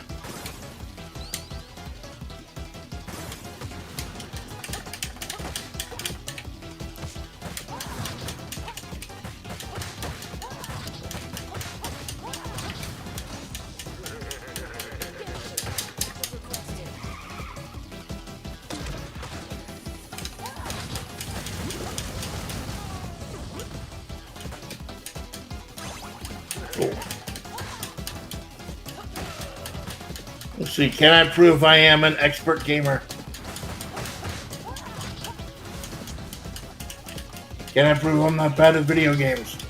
Oh, I've got a life now. It's like, You got extra life. try hitting start. Nothing. Oh, it just pauses, that's great.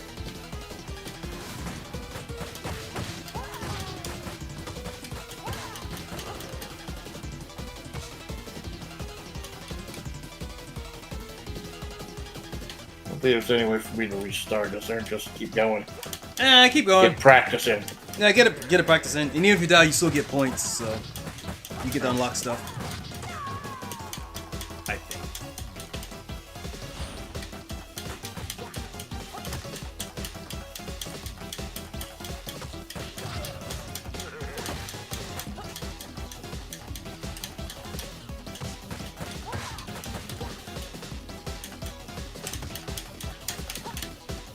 Flying with his stomach like he's Cheng Sinzan or something.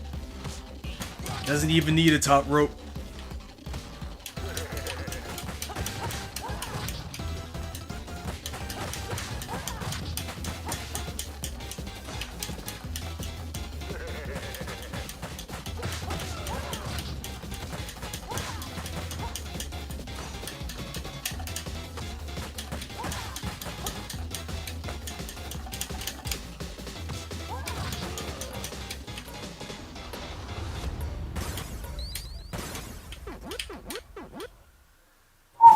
That was close.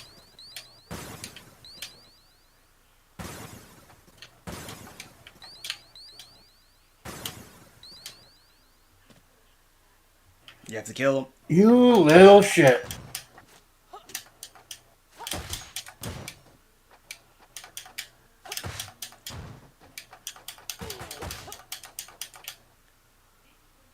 I forgot my burger. Alright, let's see how far I can get. Well, you have the life light. Mrs. X. Miss White. And can you tell that the developers of this game are French? Yeah.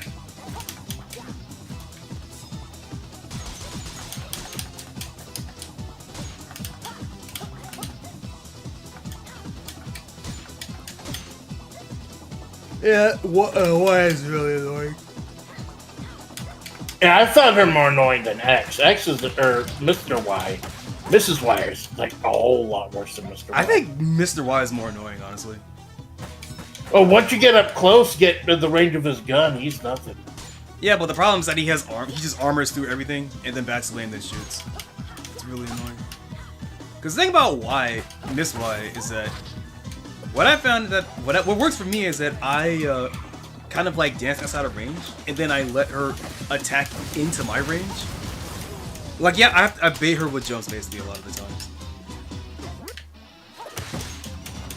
Because you're not really going to be doing combos on Y unless, you know, unless you dodge the electric move. And then she just walks right into you. But outside of that, you kind of have to, like, just take pot shots at her. Or maybe it's just because of the character that I play, I don't know. Maybe Cherry could teach me something.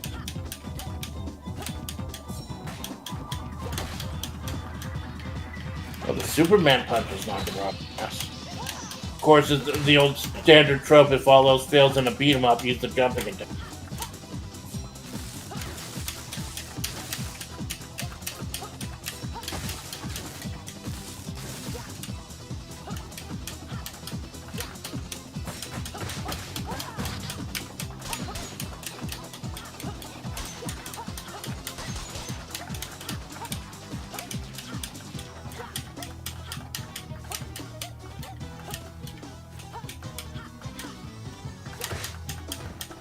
Stand still and let me fucking hit you in the mush.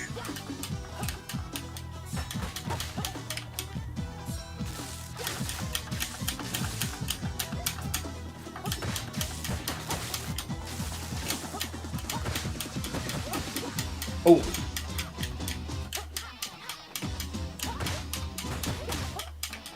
Watch out for the wake up.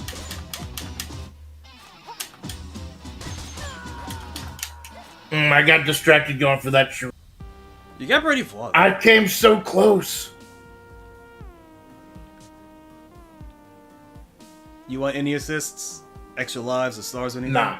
No? Okay. Nah, I think we're just like, I think we're good. We can do this. Yeah, alright.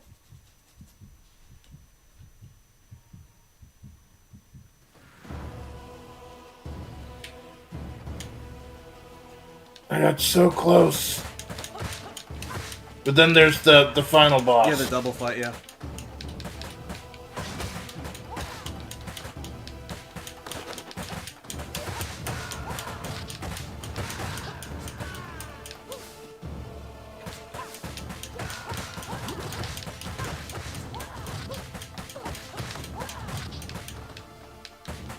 I seem to recognize this place.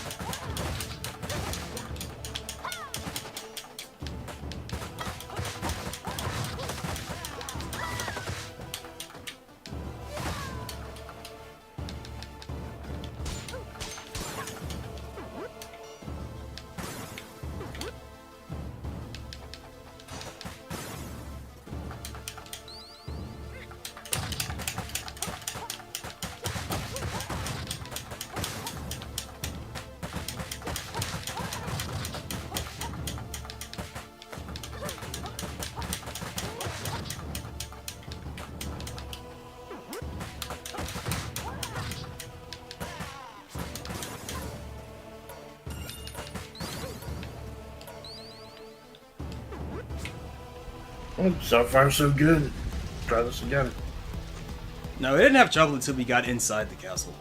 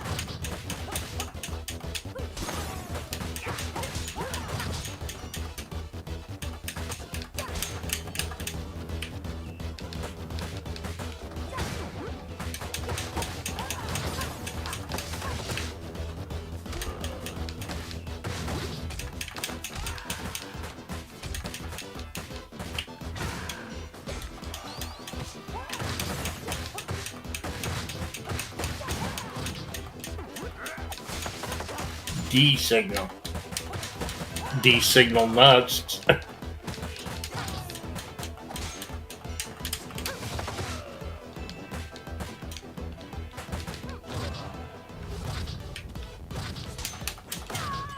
Oh, shit.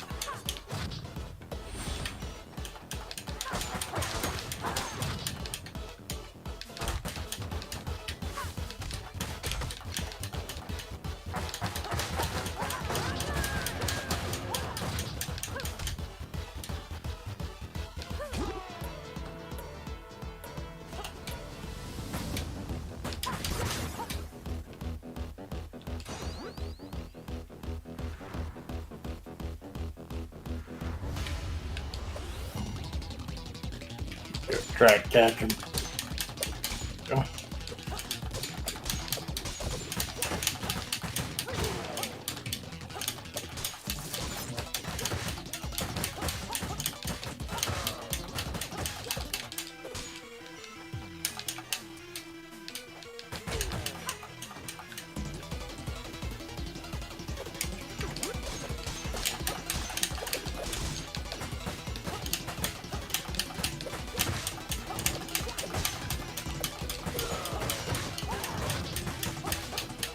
Lock it in, we know what comes next.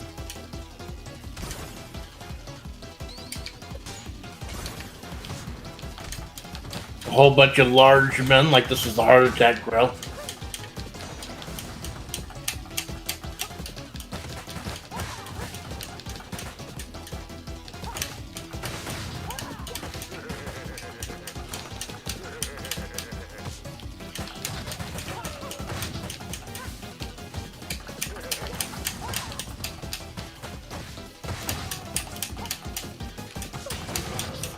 Get the help. Okay, good. Just quick breath.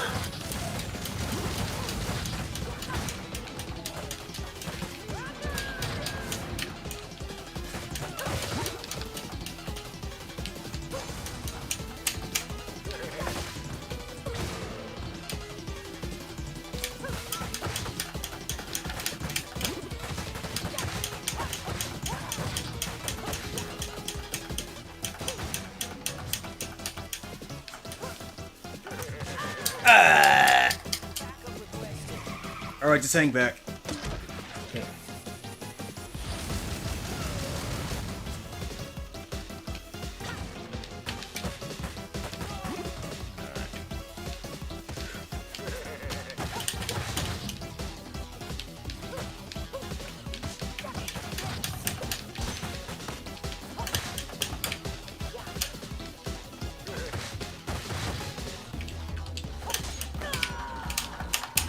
Fuck. Those guys were rolling around the place. I was about to get... Yeah.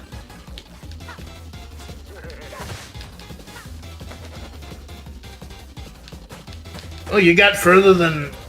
yeah, further than you did, so... At least you got, like, just the 2 boss fights.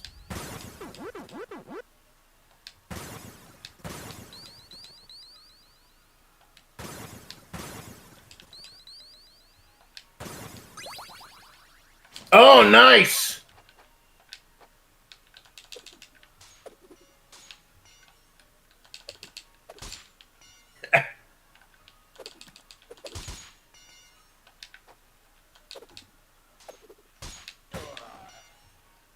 He's like one of the guards from the Street Fighter original one. Yeah, Blade.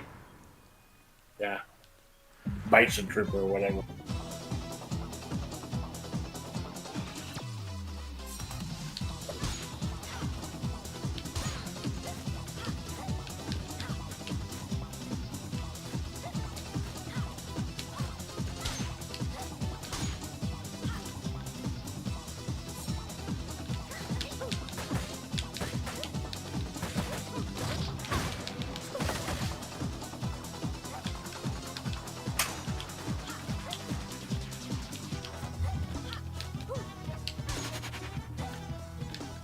Just that annoying reach.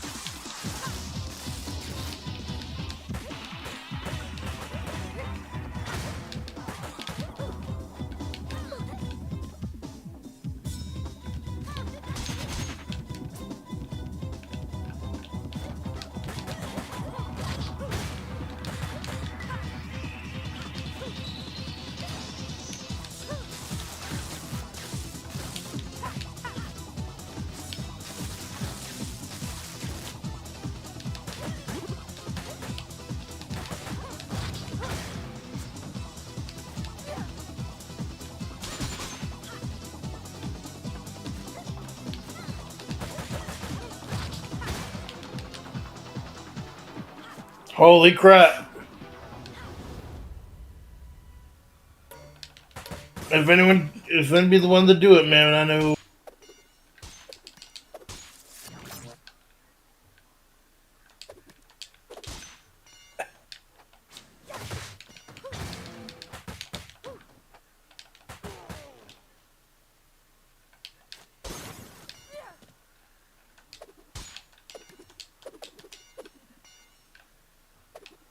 We do every last one of these bastards.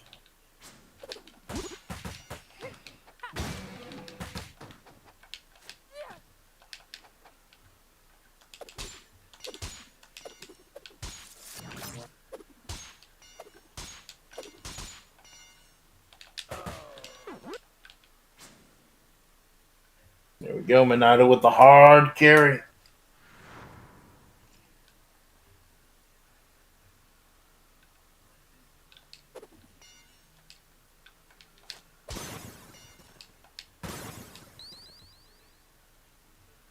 All right.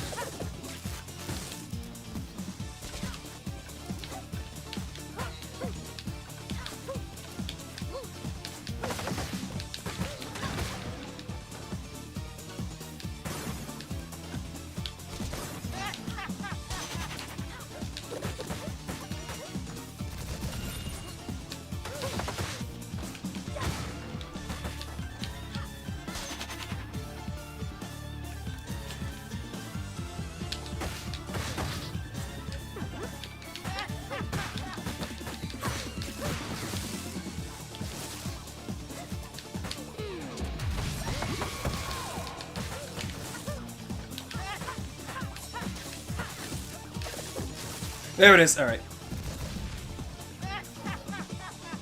And now, Rain of Spiders. Yeah, this fucking thing. I found the spider easier than fighting. Yeah, no, it's this easier one. than the actual boss fight. Because you got these 2 points that can be comboed at any time.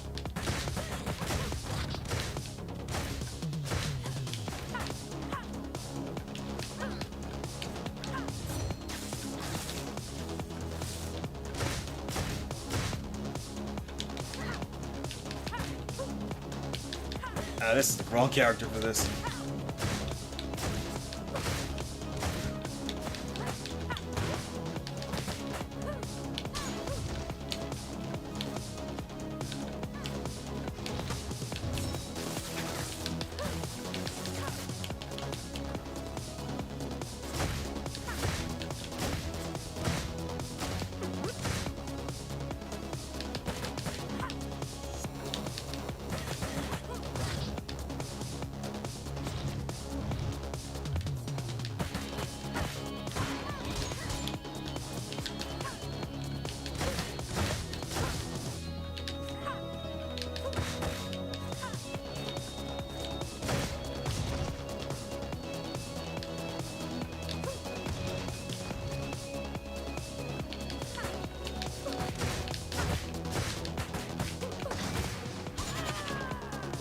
That's fine. 1 month left.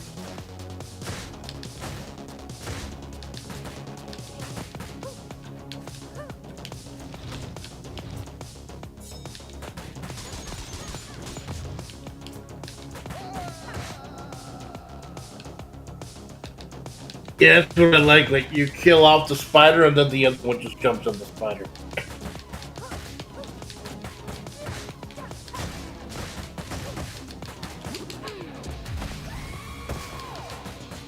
She got the rock slide. Yep. There you go, man. Choco Minato with the hard fucking carry, man. I don't even play this character. There we go. That's how fucking good this guy is. No, I'm not good. Better than me. I got my shit kicked in by those large fat men, which is never a good experience. And there we go. The streets have been successfully raged. Yep. Speaking of God Crush, I think God Crush Games also made Solemn, which is supposedly pretty good. I have to do a proper playthrough of that. I gotta get back on my beat 'em up. Like I'm probably playing survival for a while. I got it like dirt cheap. It was really like during the recent Steam sale, and when a couple of the other games I was playing didn't work, I was able to get that DLC, and the DLC is definitely worth it. Yeah. You got time to maybe do a little survival co-op, or I know you had a thing later. I don't want to push it, so I'm just gonna. That's fair enough. Yeah, I'm just gonna. You can go ahead and call it human. Yeah, we can That's do fine. survival mode another time. Yeah, or we can do it offline. Like I said, I'm not going to be streaming as much. Like unless I've got a collab in the evening, I'm not going to be streaming in the evening. Like this is it for the day. Like I was going to do a little bonus thing in the afternoon, but you and Malone and all of them are doing peak, and I kind of want to catch that instead. So this will be more opportunities to do stuff offline too. I look forward to that also. Go ahead, call it here. Listen to these Jill jams, and that's Streets of Rage 4. Hell of a game. I do love the throwbacks and everything. I do feel like the difficulty is fair. I'm just an old fucking hag who's no good at this thing, but still a hell of a time. And I do thank you for taking this journey with me. It's been fun, man. No problem. I'm gonna do it again sometime. Jinx, thank you for stopping by. Zoss, thank you for stopping by. Lurkers, VOD Watchers, Second Screen Sinks. Minato, you have anything to plug? No, not really. I mean, I guess I could plug the Peak Collab, which should be at 5 o'clock. It's gonna be me, Malone, Piwo, and Grub. Assuming all things go according to plan. I don't make plans anymore. Because they never work. Friday matinee slot, I will be doing Mega Bonk. Because I know I wasn't going to do a ton of matinees anymore, but I just unlocked the Desert and Mega Bonk, and that's something where I can do a run in like 5 or 6 minutes. So that'll be Friday. Sunday morning, I start Cuphead. No plan for Sunday evening, and then later this month, WebP, Creative Writing, all the usual. Okay. Thank you for hanging out with me, man. Yeah, man. I'll let you do your intro or your outro because this is your channel. I was gonna talk a little bit about the gallery before heading off. Oh yeah, cool. Go ahead and check out the gallery. Do we just skip this or?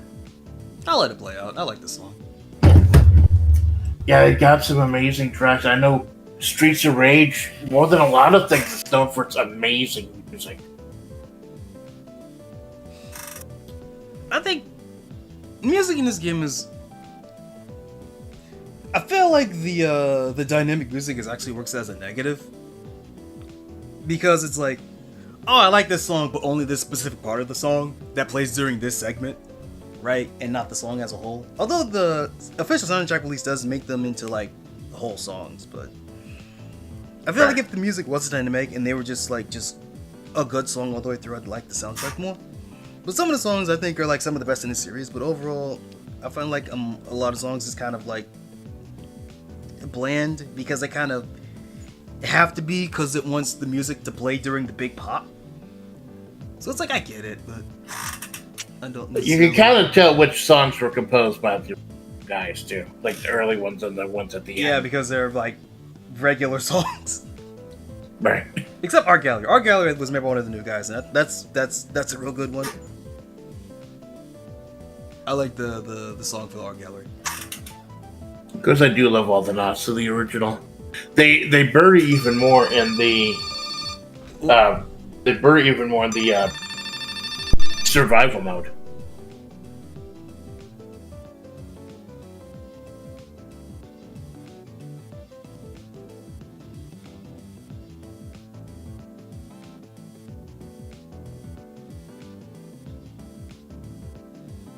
Looking up the sunrise and a new day over Wood Oak City.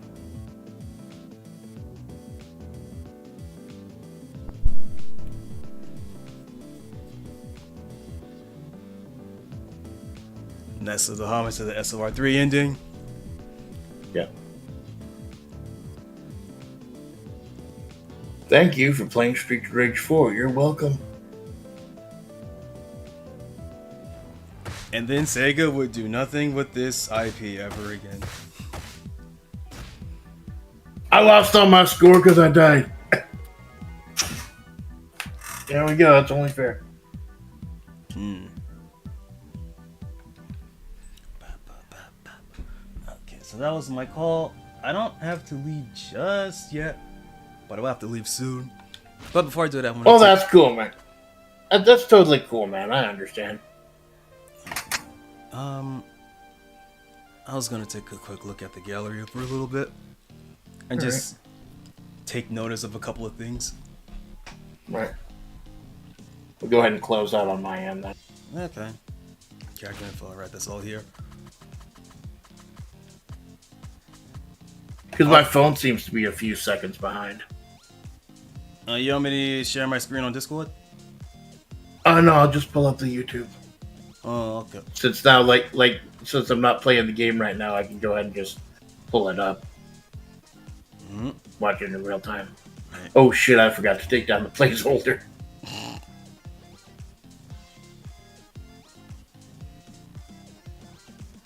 Okay, so... yeah, going through all the characters here. The only one that actually has visible age, I think, is Axel because of the caveman beard.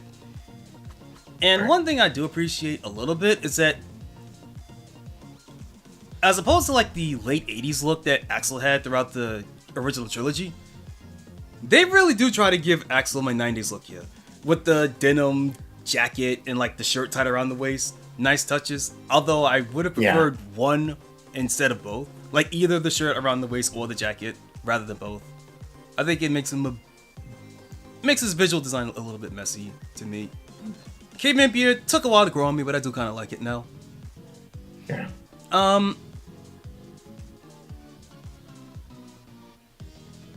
I feel like you could probably exchange the headband for a biker bandana. I don't know. The headband's iconic. It's on.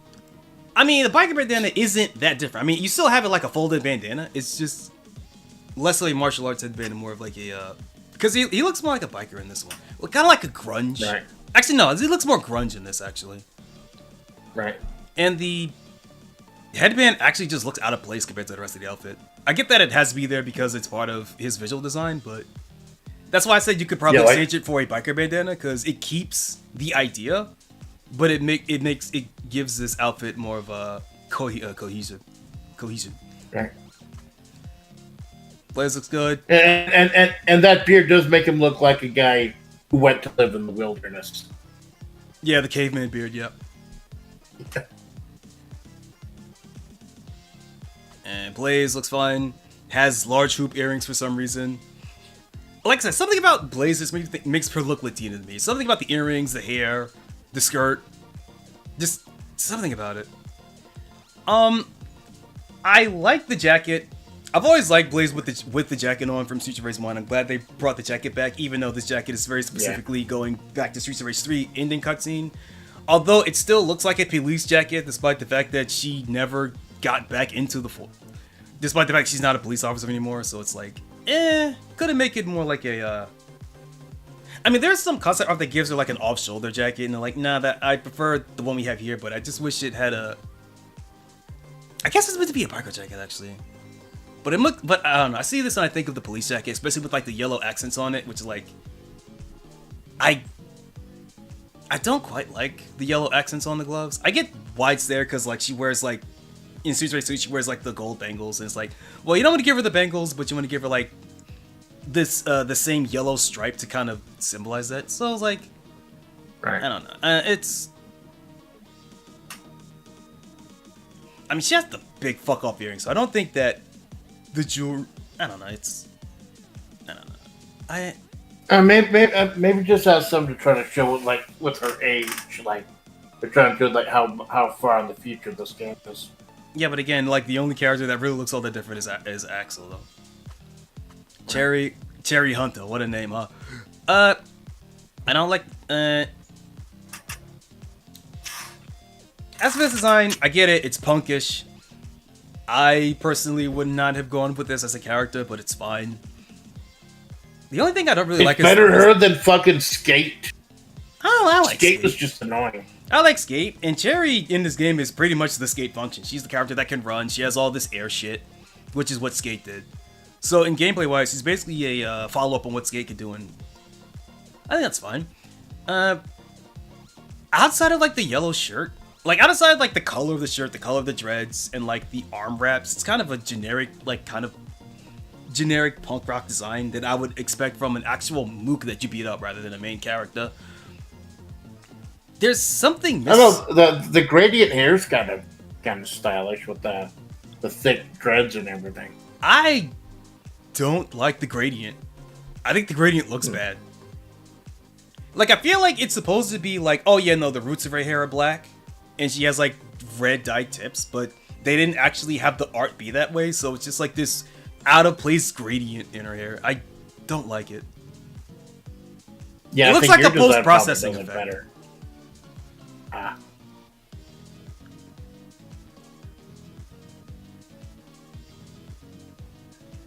Yeah, just as I feel like this character would be so much better if you just changed the colors around, but I don't quite know what you would change it to. Right. I guess it goes with the name Cherry. Yeah, probably, yep. Floyd area. Yeah. Is it me or is Floyd's design a little boring? It is boring. Even though he's the robot arms guy. Yeah, he's a robot arms guy. He's Samoan guy. He has high top sneakers for some reason. I don't quite. If you look at his old cosplay, he looks like a middle-aged man with like a beard and like.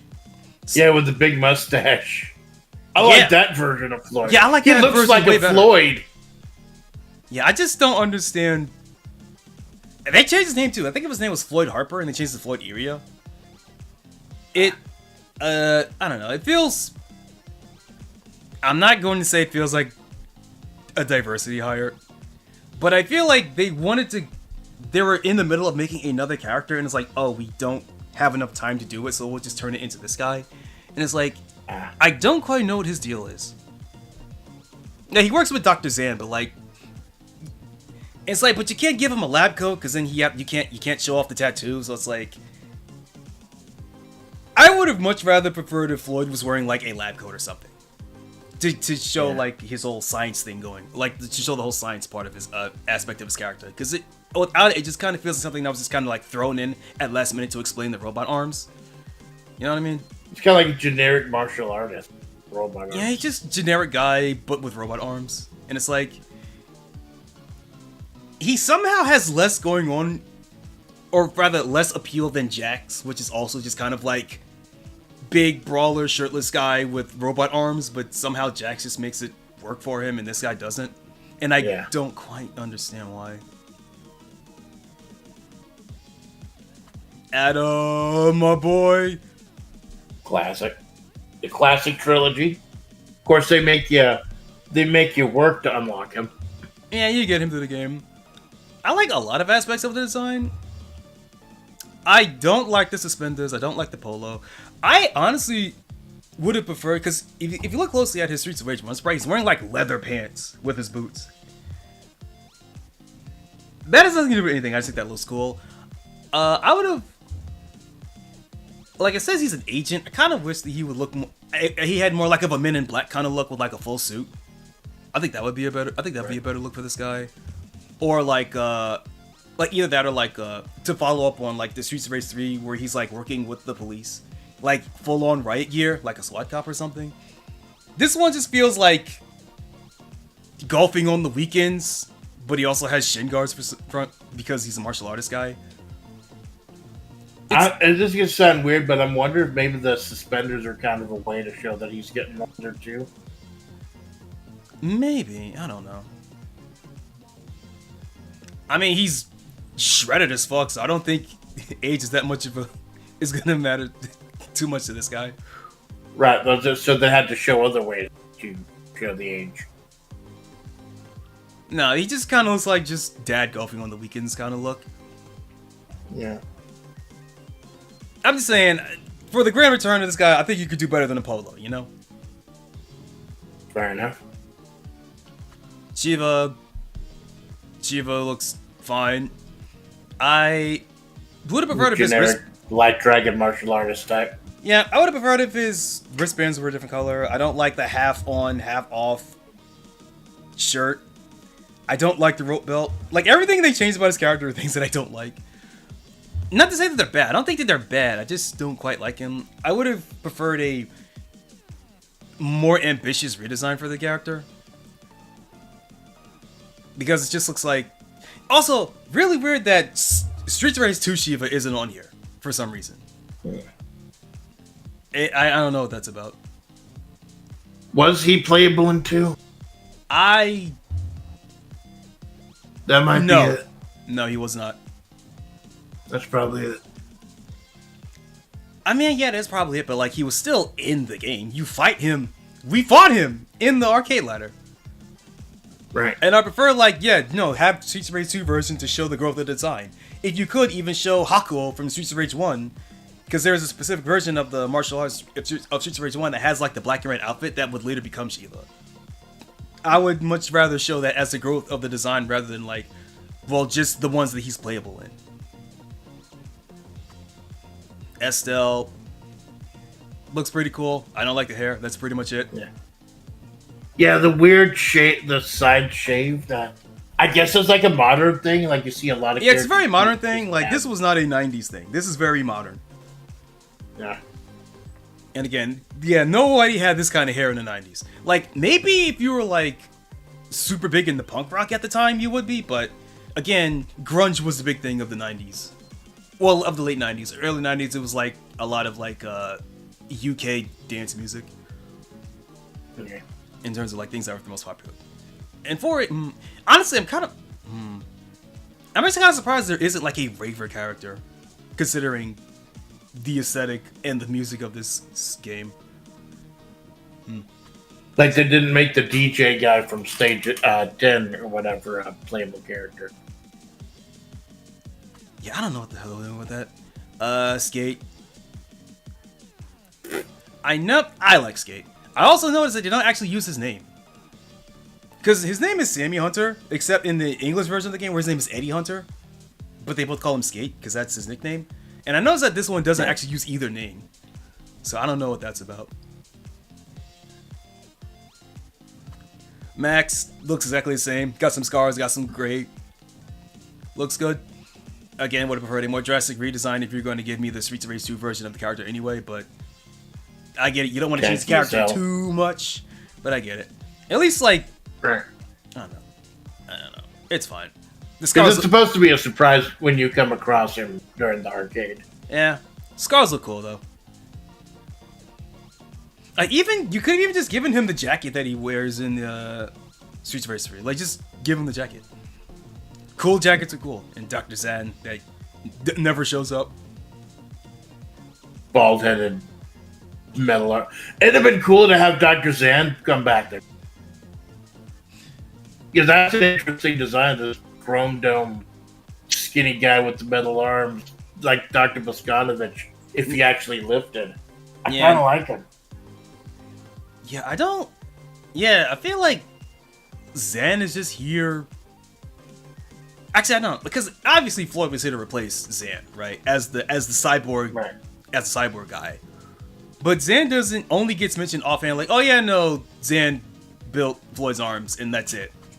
He doesn't show up or is mentioned in any other way, and it's kind of odd. He gets a lot more screen time in the survival mode because like he's the one who built the danger room everyone's training in. Yeah, that's true. Okay. Heroes. Some prototype designs for Adam. on the left here is just straight up Streets of Rage 1.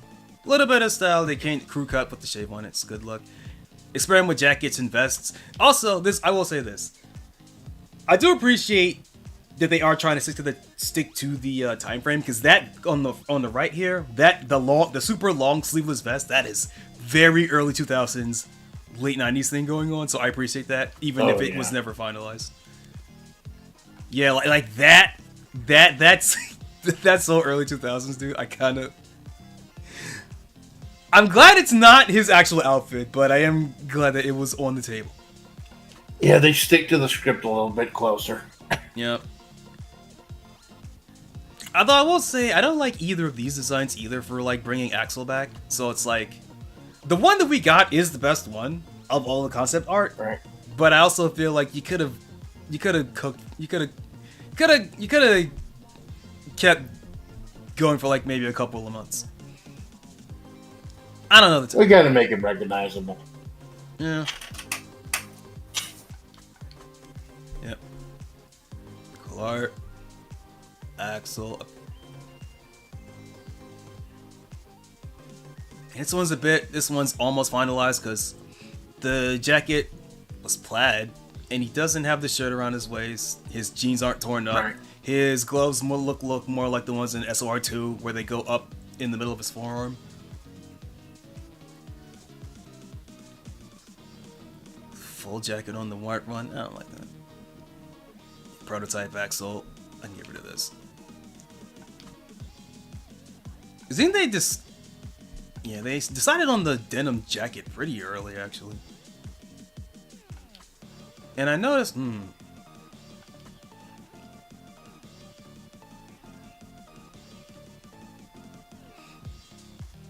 thinking... Yeah, no, I would have much...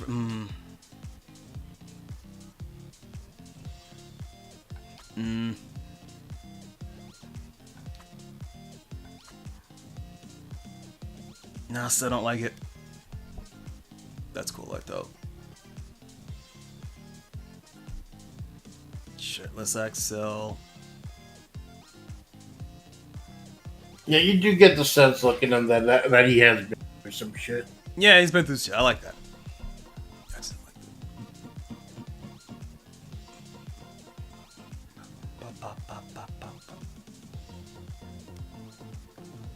And we get some prototype Blaze designs, including one where she also had a shirt tied around her waist. And I guess the one on this one is more like an actual dancer outfit. It's got the leg warmers, it's got the shorts, off-shoulder jacket, fucking Chun-Li fucking bracelets. And here's something that I found quite interesting. First of all, Streets of Rage 3, Blaze never shows up in any of this in this gallery at all. In this version here, if you look closely, the sprite sheet over here, this version of Blaze is from the Streets of Rage 1 phone port, where they changed her design. Yeah. That's a deep cut. Yeah, it is a deep cut. It's actually an edit of her Streets of Rage 2 design. It's basically taking her Streets of Rage 2 sprite and then giving her the jacket from 1 and giving her some like leggings, because Streets of Rage 1 Blaze didn't wear leggings. Right. And to be fair, Streets of Rage and Blaze is kind of like the least consistent character, because like as you can see here on the art, she has black hair, but that's only in her portrait art. In her actual sprite, gameplay sprite, it's brown hair. Like in the it's a weird thing. Her eyes color changes all the time. Streets of Rage 3 it's blue. In like 1 and 2 it's brown. Just kind of all over the place for like in terms of the detailing for the character. Yeah, it's like how Tina Armstrong did her live with brunette first game. Yep. Prototype designs. It is a nice mix of the three. Again, right there, Beats of Rage Mobile. Streets of Rage 3 never shows up in this gallery for some reason. When I feel that's weird, because I think that's her most iconic outfit, but whatever. Prototype designs. I kind of would have preferred this one in the middle, with the black boots and the bangles, with the jacket, but that one's fine. Alright. I'm trying to figure out. I guess it's from that. I'm trying to figure out where the hair comes from. Because you can see the fondalized design here next to Axel. But, like, this super, like, the super long, like, hair jutting out from the front. I'm trying to figure out where that comes from. Because it's not in any of this other art here. Maybe from the Streets of Rage 3 from over there, maybe? I don't know. Because you have it over here, too, but it's not as large.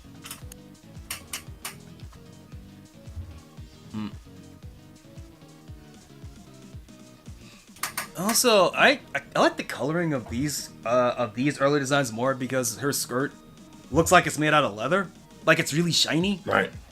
Which is also consistent with her earlier depictions, whereas this one just kind of looks like just, I guess, more like a cloth or something. I don't know. Right. Or even here, like this art's like pretty late into the design, but the hair is different. Her eyes are green. She has the gold bracelets. Yeah, it's based off of this. It's based on this version of the character. So this is pretty late before they changed it to this one. I quite like this one more, honestly. Prototype designs, big jacket. I do like the fact that they went with the jacket. I think it kind of sets her apart a little bit more. Yeah, I do like the jacket. I will be that guy and say I wish it was the SR1 jacket that was red and black, because I really like the red jacket specifically. But the fact that she has it at all is nice. Here's Cherry.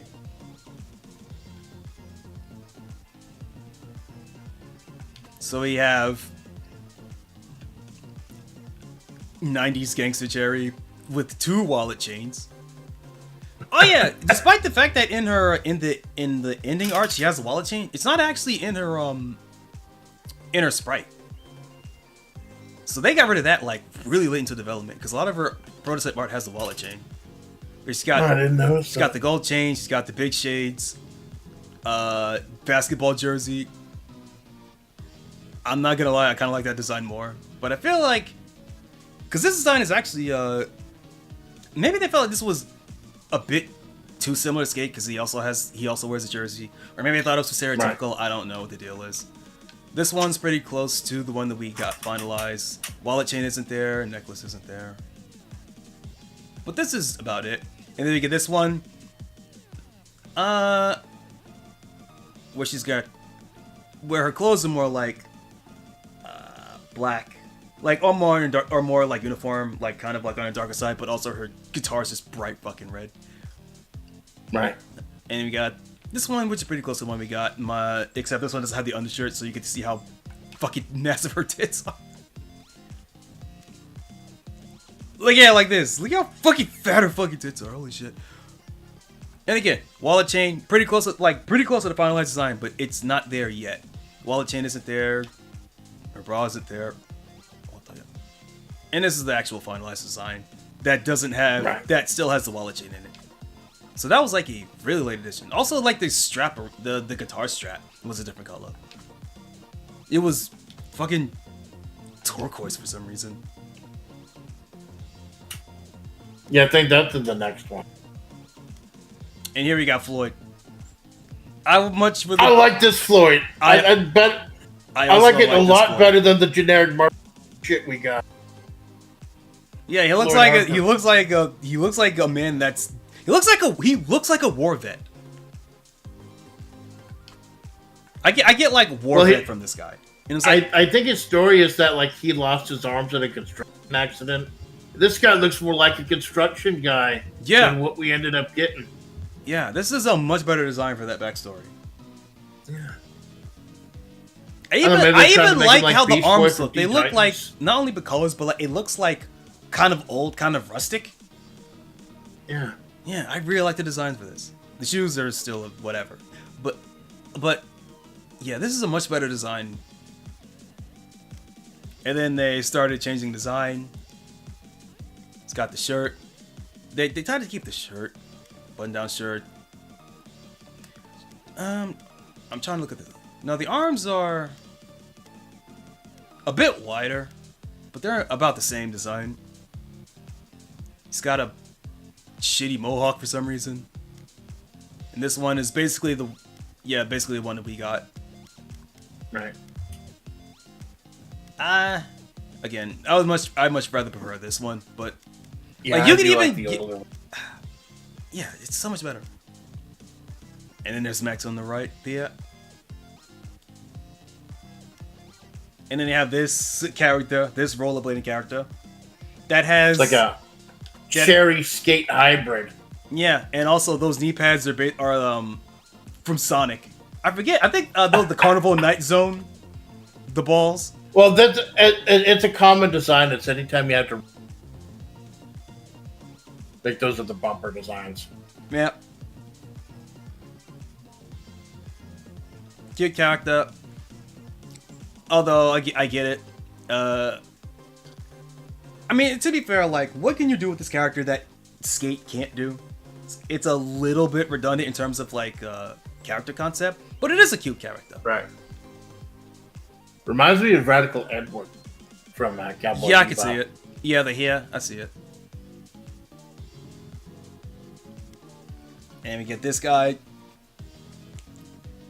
Generic martial arts Generic guy martial who artist. eventually became That would eventually become the DJ. the Koshiro. DJ boss. Yeah, DJ Kawashi. I could see it. Alright. Enemies.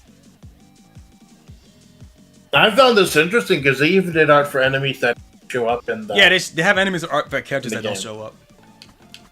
Yeah, And then some of these characters, I think, do show up in the in the retro mode, yeah. survival mode as themselves.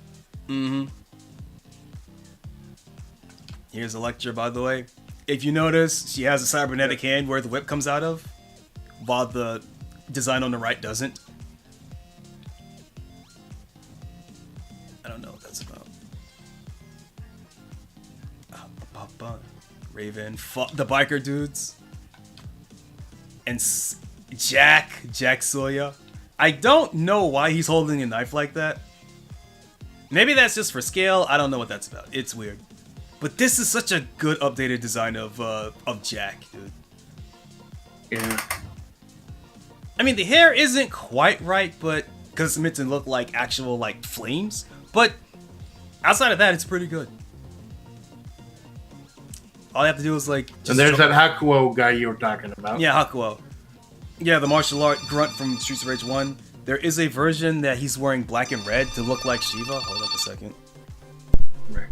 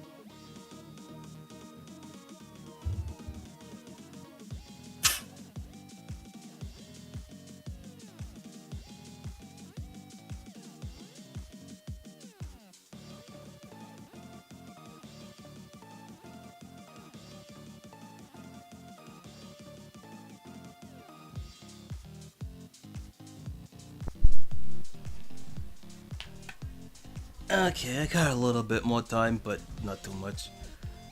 But I guess, yeah, there's a version of Hakuo that's black and red and looks like Shiva with looking later games. Here we have Diamond, and here we have Big Ben, whose name should be Bongo, because this is the same fat fire-breathing fat guy from Streets of Rage 1, the boss fight. Bongo, and he's a Chinese acrobat, but for some reason it's Big Ben, which is the generic grunt enemy. You can even see it in his face. Like, you can see that his face, he's got the small eyes, right? Yeah. Whereas in the updated art, the cap is hiding his face.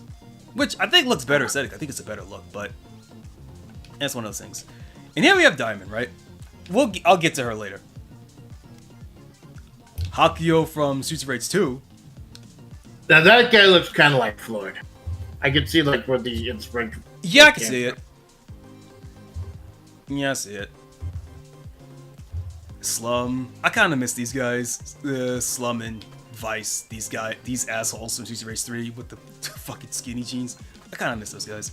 Chiba, the ninja. Vice's fake Billy Khan looking motherfucker. Yeah, I see it. Yeah, but these guys are like extremely 90s with the tight pants and the high tops. Yeah. I like them. Chiba, named after Sonny Chiba, of course. Ninja characters. I'm kind of glad they're not in the game because like, or really not these versions are in the game because like, they don't really fit the game's aesthetic outside of like the dojo level. Donovan gets an updated sprite instead of being a Galcia head swap. I like it. Extremely 90s with the sagging pants and the gold chain. I dig it. Here we have Gold, the agents from Streets of Rage 3 with the gun, and Russian Bear who gets art but is not actually in the game. It's weird. Bear reminds me of a Punch-Out character, like Bear Hugger. Yeah. He even got the suspenders in him. Mm-hmm. I do kind of wish Russian Bear was in the game though. I've always liked fighting him. He's like, even though he's the boss I have the trouble with the most in SOR2, I think he's a fun fight. There's a lot of stuff they could have put in here. I do feel like they had a pretty decent mix of the classic stuff and some SOR1, Electra, and here are all of the different versions of Electra in SOR3 because Bare Knuckle 3 and SOR3 have different designs because the SOR3 version they censored her design a bit more, whereas in Bare Knuckle 3 she's wearing the actual leotard with the stockings. So they have they go through all this source material to show where they're trying to take this character, and she's not in the game. They go with SR1 instead. Just kind of odd. And you get these characters. Oh, you gotta think a lot of stuff gets left on the. Yeah, a lot of stuff on the cutting room floor. The fucking bottles. And it pissed me off so much playing I did not know you could grab the bottles. Yep. As far as new mooks new grunts to add to the series, I think these are the best ones. Because these actually feel like a Streets of Rage 1 enemy where they kind of like just... They keep their distance, they try to... I was gonna say try to flank you, but not quite, but like they keep their distance and not just rushing in to... They're not rushing in to get hit by you, basically. Right. I feel like these are a smartly designed enemy. I don't know what the knee pads are for, though. They don't... Like, half the cast has them. Yeah. Like, to be fair, there are, like... To be fair, that's kind of like a biker thing, where you get the pants with the built-in knee pads. Right. Like, that's a biker thing. And, you know, Garcia... I know they call him Garcia because of the mistranslation, but the Garcias are like that because the Garcias are just biker thugs, which is why they have that. And I guess, she kind of has a biker thing going on, but it's more like... It's more punk, and it's more punk than biker, even though they are very... Especially with the jacket, definitely. Yeah. But yeah, I like these characters. And then you got Diva on the right. I think Diva needed another pass. I don't get her whole thing. Like, she's a snake charmer. I get that. But it's not really... The design's just kind of generic for...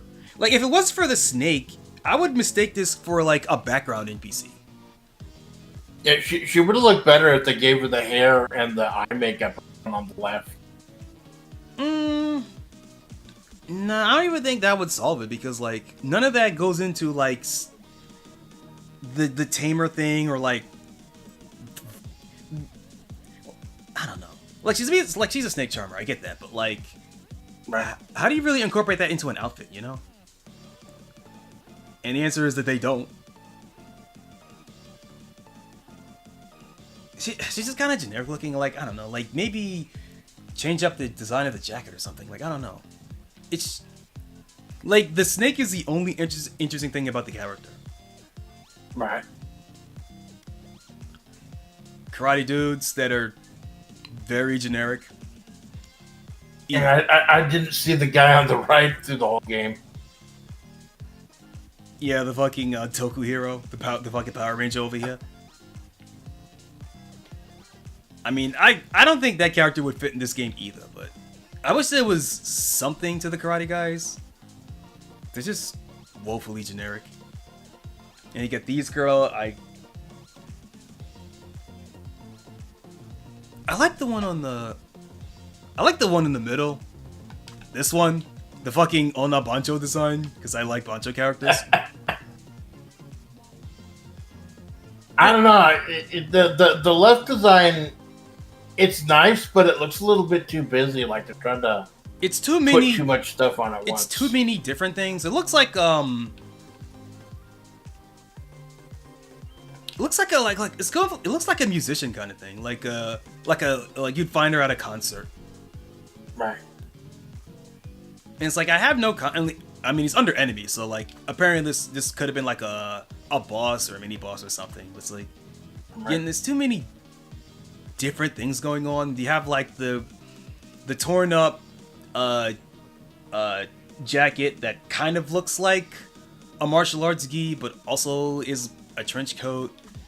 The pink Daisy Dukes, the fucking like Super Sentai boots, fucking Kamen Rider boots, headband, aviator shades, like mussy hair, like I think that's a Sarashi around the chest. Like there's too many. I don't know what it's going for. A little bit too busy, a little bit like kind of try hard. Yeah, in this, you have Bancho, and then we have like Army Girl, and we have like this one kind of looks like a club outfit, kind of, or some kind of like a maybe it's a Yakuza outfit actually. It looks like a suit. Oh, I heard knocking. Hold up. I'll be right back. All right.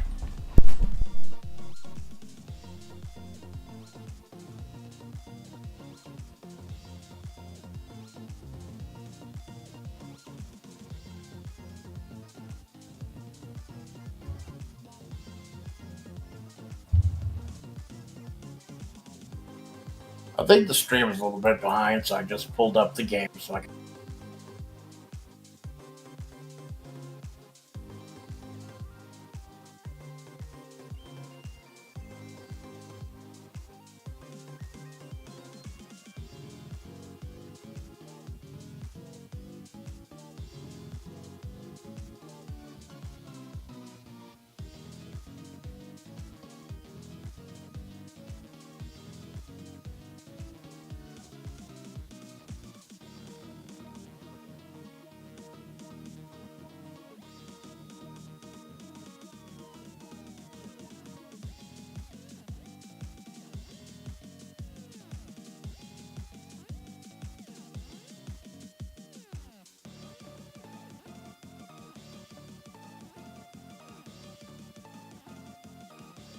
I might gorilla something on my channel a bit later today, just so I don't have like a 5 or 6 day gap between streams. So I'm fine as a collapse, hanging out with these amazing. But I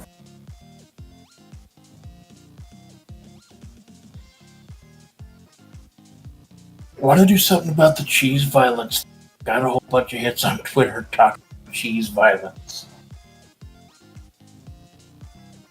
Do you have any games that can advocate cheese violence? Oh. I got cheese rolls first.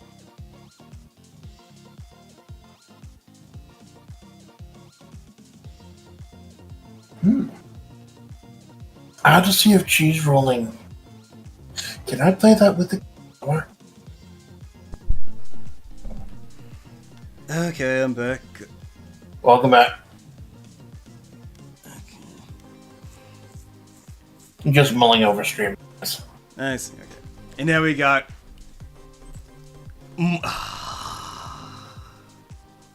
We get some more Bancho designs. I love the look of these guys. I understand why they're not in the game, but I love The Bancho aesthetic, it's so cool. Yeah.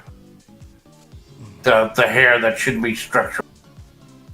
Yeah, but that's what makes it cool. The super big pompadour, the fucking Sukajan. What the... Such a cool look, dude. Cop designs, there's Commissioner, and you can see the cops get fatter over time throughout the design period.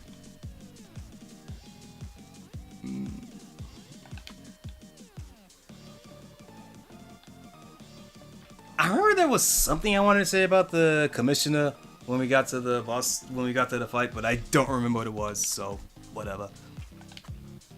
Good old beat cops, they look cool. Yeah. And here it is, the cop from SR1. Yeah, it was the annoying guy with the shield. Yep, he was there the whole time. Of course, the shield isn't too annoying. That's just like one more hits. If you're like combo heavy, and that's all. Mm-hmm. Yeah, the little riot shields. Yeah. I don't know why they weren't normal riot shields, but whatever. It's cool.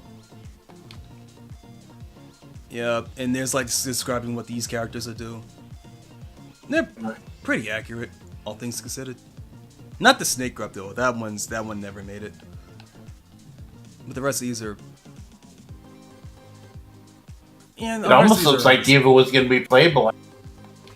Well, no, this is the enemy section, so I don't think Right. Diva was ever going to be playable.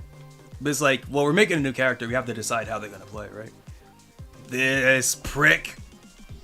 I fucking hated this guy during my run. With the forward kicks he kept doing. I was so satisfied to see him fly off the side of an elevator. Yeah, I heard you laughing while he was on his plumbing to his fucking... Yeah, fuck that guy. I don't mind these guys, but the design needs another pass. These guys look like they're from an entirely different game. Yeah. Or at the very least, I feel like this is the kind of guy that should have been like a mini boss or a boss fight, and then he becomes a regular Mook later on. Because with the whole hands in the pockets thing, that's not something a Mook would do. That's something that someone who's super confident in his fighting style, something like a boss character would do. And then he takes his hands out the pockets, and then the fight starts real, like that whole kind of thing going on. Right. This guy feels like he was supposed to be like a boss, and then they just couldn't. They just didn't do it. And instead you get this guy. Fucking pipe guy. I have no idea what's going on with this design. I guess maybe like Floyd has robot legs. Well, the guy has like blue skin, so I'm thinking like he's actually a resurrected guy, like who actually died or something. I'm sure there's a deep lore behind. I'm sure there is, but I've never heard it. I fucking hate the guy. He is because we fight him like 5 times, and the only thing that changes at the end is like he starts to race. Did you see the one in survival mode where instead of pipes or maces, he pulls out buster swords?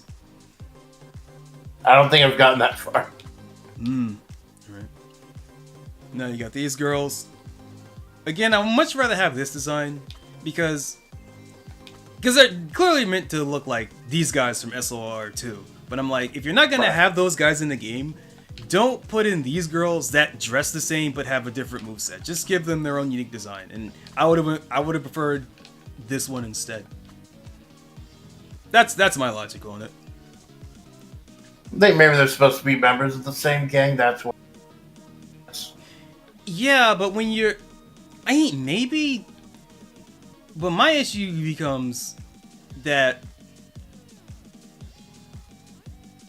Well, one, if this is meant to be a new game that takes place 10 years afterwards,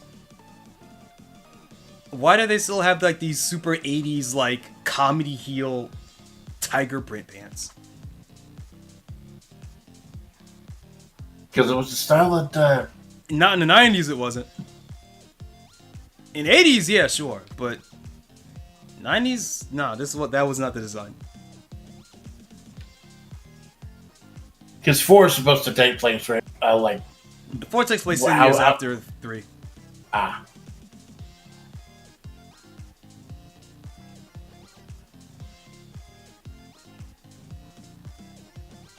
Actually, even with this one, with this design with the leotard, it actually looks more like a wrestler. And she does, like, wrestling shit. She's got the headbutt, she does the pile driver. This looks like a 80s... This actually kind of looks like a 80s, like, Puto Joshi wrestler. Yeah, I can see that. Like, she'd be hanging around with, like, Dope Matsumoto and, like, Bull Nakano and shit. Yeah, just put on a mask instead of a motorcycle. Yeah. Take off the jacket. Yeah, especially there are no wrestlers. I mean, there are characters that do wrestling moves. I mean, like, there's no, like, actual, like, wrestler enemy in the game. Except Max. But Yeah, technically but I he's a mean, hero. yeah, but you know what I mean. And, like, maybe swap out the heels for, like, wrestling boots or something. Like, you'd have something going on there. Give her, like, an elbow. Right. Like, turn the jacket into, like, a fur vest and you have, like, elbow pads or something. Like, you could easily turn this into, like, a decent wrestler lady design. I'd just put spikes on and make it like a road warrior. Yeah, that too. You could still have the bike helmet. Yeah. Yeah, basically, she should have been more of a should have looked more like a wrestler. That's where I'm at here. An area of DJ Kawashiro. This fucking guy. I have no idea what this design is supposed to be. Much like this guy looks like he's from a different game. The helmet's obviously modeled after. What? I'm on after what? Daft Punk. Yeah. Classic techno group. Both of the guys do wear masks. Like, I don't know. When I see this, I think of like Tron. that too. Like, maybe that's what it's going for, but it's like, again, this guy looks like he's from an entirely different game.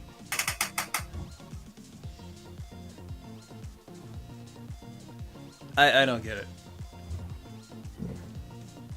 He's the guy who gave me the most when I played the solo. Because of the whole shield mechanic where you have to keep breaking it down to do any damage. I think the shield is, like, only minorly annoying. Because his attacks are so slow that I don't have to worry too much about getting hit by stuff. Here we got Abadidi, who is in the game, and question mark Viking guy that also isn't in the game. Yeah, I think this is an original. I mean, these are original. It's original design, and it looks neat, but not in the game. Nothing to say there. And this is the one you showed me about the My beloved. redesigns for Yasha and Onihime. Not called Mona and Lisa, by the way, but specifically Yasha and Onihime. I do love that they gave these who were just like ripped blades in one. In 3, they gave them their own look. Badass. You know, the looks in... I would love to see them in this game. You know, the look they had in 3 is great. Very, 80s OVA sci-fi look. I dig it. And for this design, Yeah, you can see that they're trying to combine elements of both.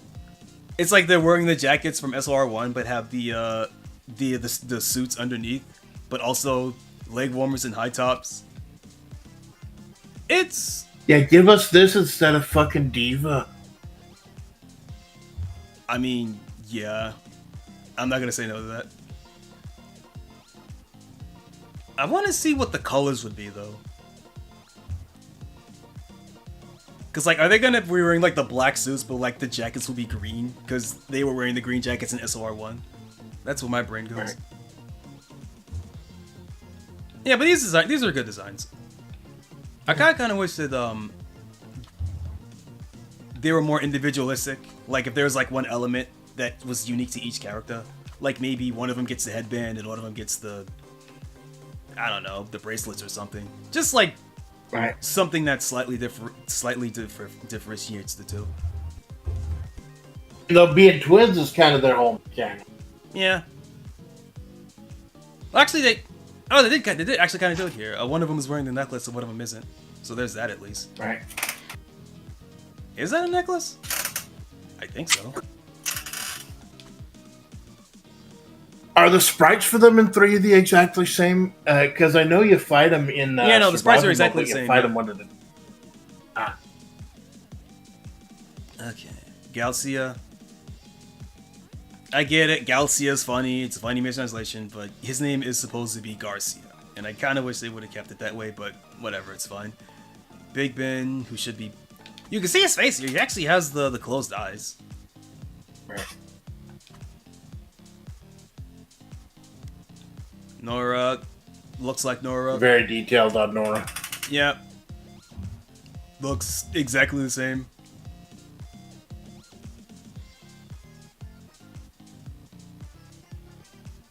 Did he have a... Wait. I forget what this is called. Not a cat of nine tails. I forget what this is called. This specific kind of whip. I'll have to double check. I don't remember if this was in SOR1 or not. Or if it was just a regular whip. Oh, well. I think that is a cat of 9 tails. I do see it has multiple heads. Yeah, but I think it's Instead called... of riding crop or something. Yeah, but I think it's only called cat of nine tails if it's actually, like, 9 heads. I think. I don't remember. Yeah, no, Nora looks exactly the same. Diva went through this one already.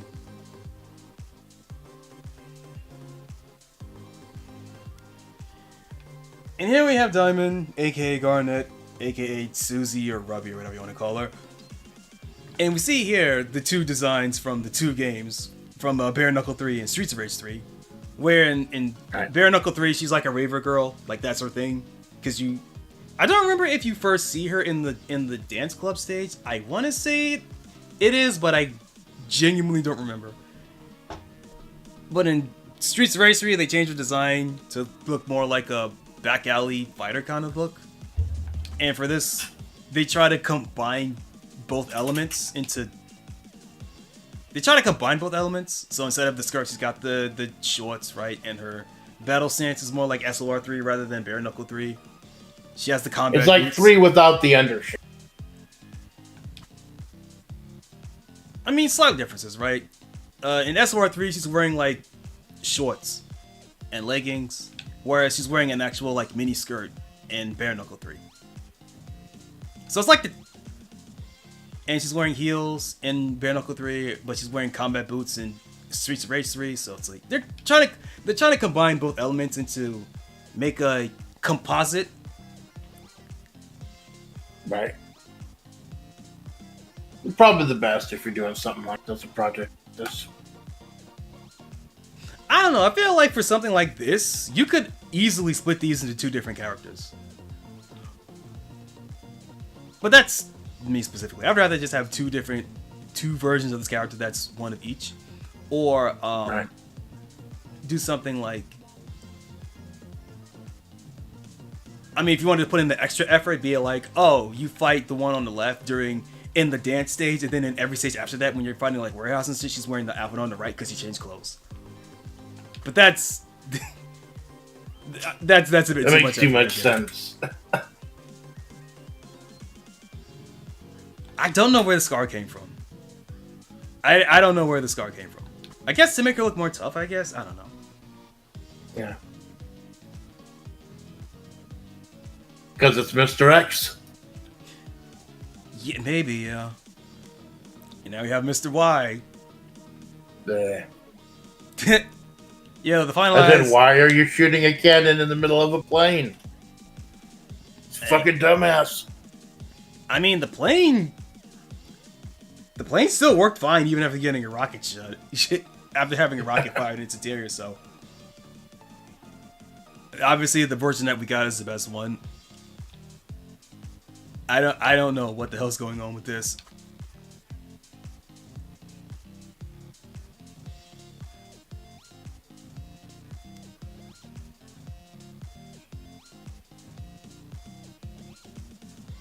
Makes a lot more sense than Miss Y. Yeah, I don't know what's going on with this. Oh, hey, Malone. Choconnichi, bitch, how you doing? What's up, Malone? We already finished the game. We're just taking a little browse through the all the extras. Yeah, we got Miss Y with fucking spiky boots. Or maybe those are anklets, I don't know.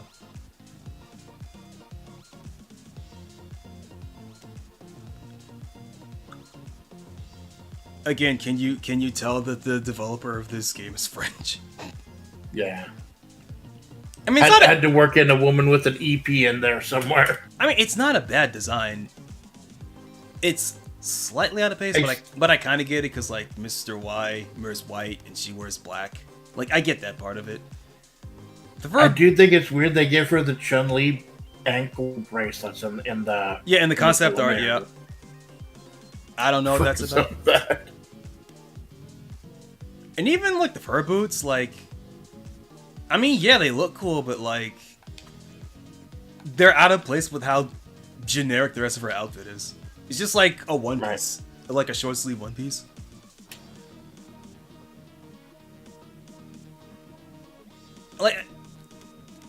Like I feel like something's missing in her design, but I don't quite know. Like, what would you do with the design?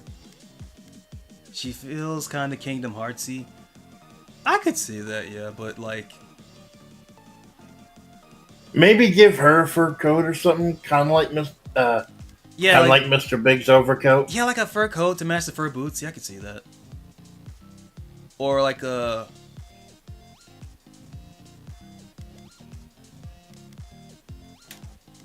I'm trying to think here. Because under the jacket, like Mr. Y is pretty sharply dressed. Got the clean shirt, slacks, tie, trousers rolled up a little bit. And I do like the fact that his coat is too big, as if he's still trying to fill his father's position, and it's not quite doing it. They have to get his sister to help. Yeah, I didn't really think about that until you brought it up, and I do kind of dig that. But it's like for Miss Y. I'm trying to think here. My initial thought is like, instead of the jacket, like give her like one of those like super huge like mink scarves, and like you know, like the evening dress with the mink scarf kind of thing going on, or like there's nothing like really striking about her design other than the boots. And if you're gonna go with the boots, right. So the boots have fur, so maybe give her fur on like on the top and on the bottom with the scarf. I don't know. Better than that, just like generic girl's dress. Yeah, it's just a bit generic. The sword is the most interesting thing about her. Yeah, but it's not even that ornate. Because I think, oh, she's a sword character, so maybe the sword's like this super ornate, but it's not even that. Like it's not that ornate either. Yeah. Maybe a belt that stands out a bit. That's what the color bit is. Is a suggestion by that Dawn Jinx. I mean, I could see it like, yeah, like a belt or something. It's just a generic outfit. Not bad, just kind of bland. It should have had another path, like a 1 silver. Some extra characters. Are we back here? Oh, we're back at the beginning. Environments. Not much to look at in environments, honestly. Yeah, it's like 84 pictures, but it's basically just all stages. Yeah. Nothing too interesting there. That's pretty much all the best stuff. Malone says he likes Miss Y's here. Good to know. Some early mock-ups of like what the HUD would look like. Very Streets of Rage 2, obviously. That's the game everybody likes.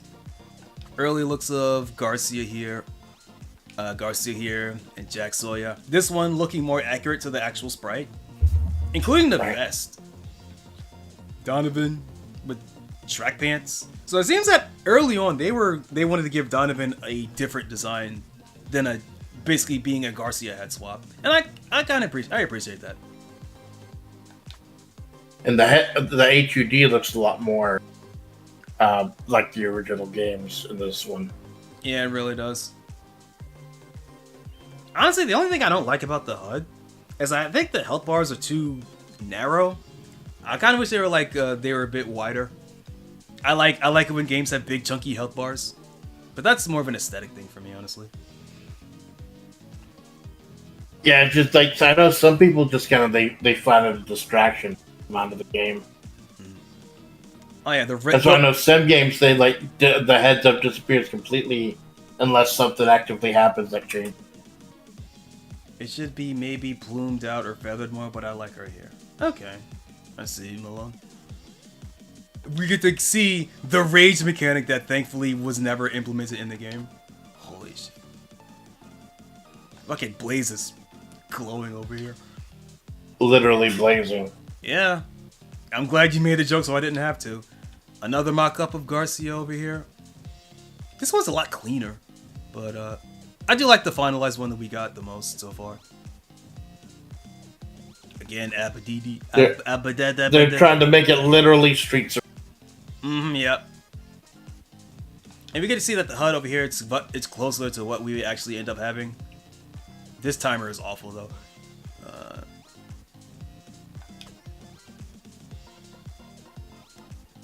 Logo.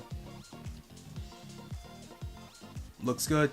And then logo, there's Cherry, and then a sneak peek of Floyd on the right there.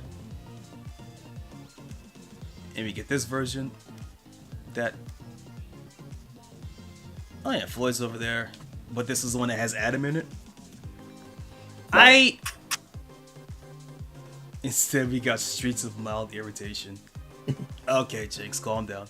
And we get this. I love this art. Very simple, but very effective.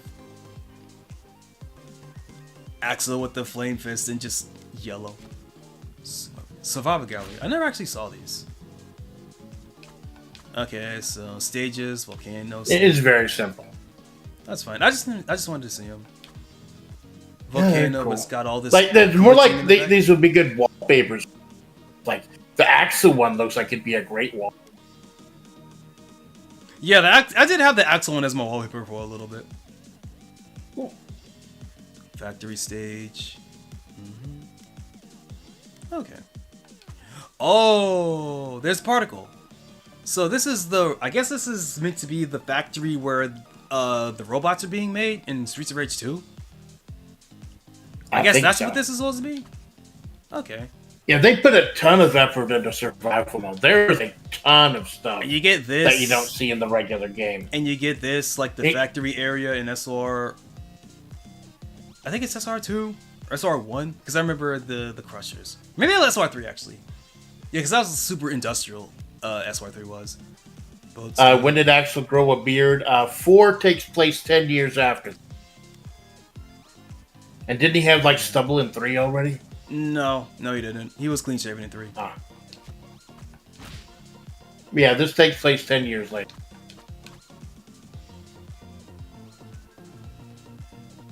Okay, stages. Ruined stages. Again, more robots. I forget. And they even have some of the classic Sega Genesis stages in arcade in survival mode, like that one club room from 3. Oh, I never noticed. There's Mr. X right in the middle. Doing the hands thing from the intro.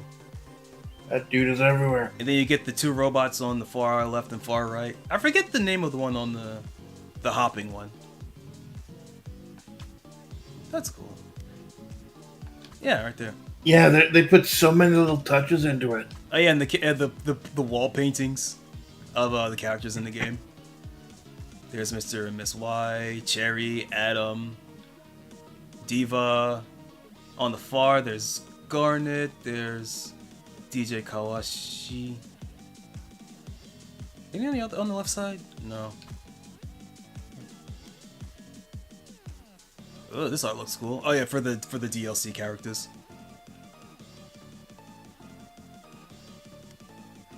Yeah, some of the classic bosses you missed, they brought back. Yeah. Estelle art. Max art. There's Rue.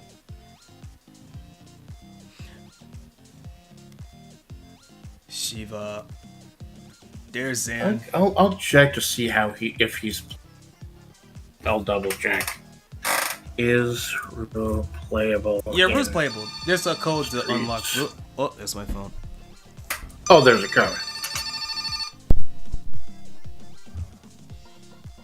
Oh, he's only available in the DLC.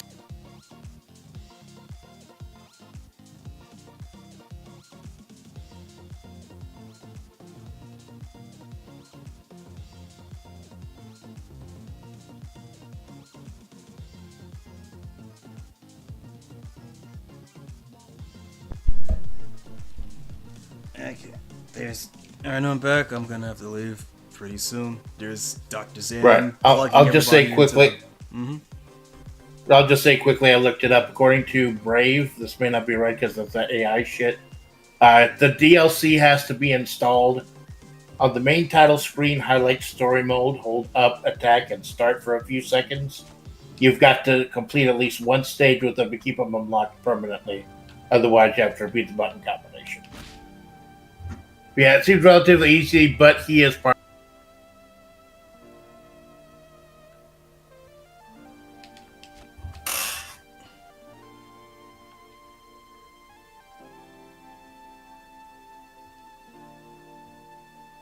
At the title screen, you said? Yeah. No, when you're ready to choose story.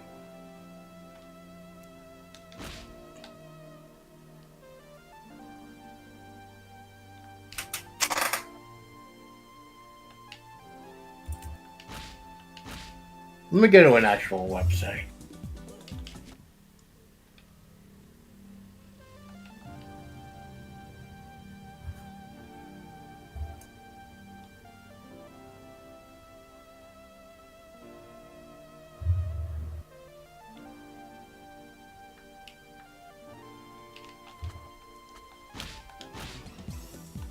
Oh yeah, there it is. I got him. There you go. Well, her actually. Big Rue is actually female.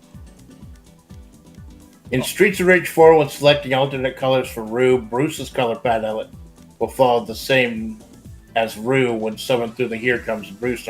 So Bruce shows up with a star attack. Yeah, I remember that. Yeah, no, when you... Rue's star move is summoning Bruce. Right. Because, remember, Bruce would summon Rue with the whistle, so Rue summons Bruce with the whistle. Now he's finally in control. Fuck you, buddy. Shit, Rue's female. Also, her name is Victi. In the Japanese version. It's Victi and... I forget the other one. Yeah, but when you fight, there's two of them. The kangaroos have different names. Like, it's Victi and something else. Right. Yeah, but no, there she is. That's a neat little touch. It is. Now just make Ash playable or Yoshino Nahimi playable and we'll be in business. Ash is never coming back. That's cool. That's a cool fucking image. And there's if you pay attention, if you notice this brain here, if you didn't notice, this is Mr. X's brain that was in Robo X. Yeah, all those little touches, man. It's just you could tell like they had a lot of fun. It is. But again, it's time for me to get my ass up on out of here. It's been good playing with your splats. It's always good hanging out, man.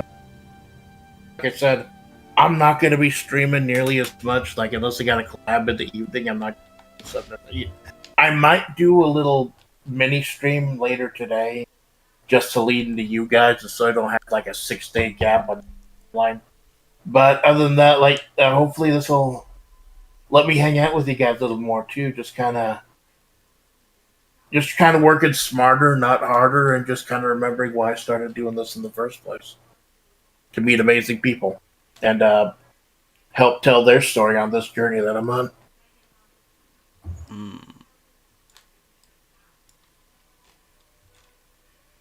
Okay. Well, before I go, did you want to plug anything? Or repeat your plugging of anything before we get out of here? I may or may not do a quick, very brief stream to lead into Peak. Friday afternoon, Mega Bonk exploring the desert. Sunday morning, I start Cuphead. And later this month, we'll do World Extreme Battle Pro. We'll do creative writing starring Elena Pardita Armstrong. All the usual shit that you come to love and expect from the Amanda Splash Project. It's fucking great. Okay. Alright. Well, all I have to plug is my Peak stream with Malone, P.O., and Grub later this afternoon. Again, every Friday I have the Interbrain Encephalon expansion where I play a random 2D fighter maker engine game. And every Sunday... You've got some really, really interesting fix with those, man. I look forward to seeing what you pull out of the bag with those. Hopefully, it's not another Street Fighter game. I don't want to go through all of those in a row. I shuffle. You see me. I shuffle the wheel every single time. Oh, maybe the wheel is fixed. Yeah. Maybe it is. And of course. The Shining Force Sunday. Yep, Shining Soul Sunday every Sunday, except sometimes it's Saturday.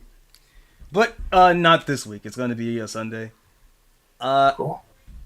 I might. No, I'm not gonna. I'm gonna see if I can find a way to make that unoptimized piece of shit emulator run better, so it doesn't tank all of my streams. But I don't know. It's a Unity game, so probably not.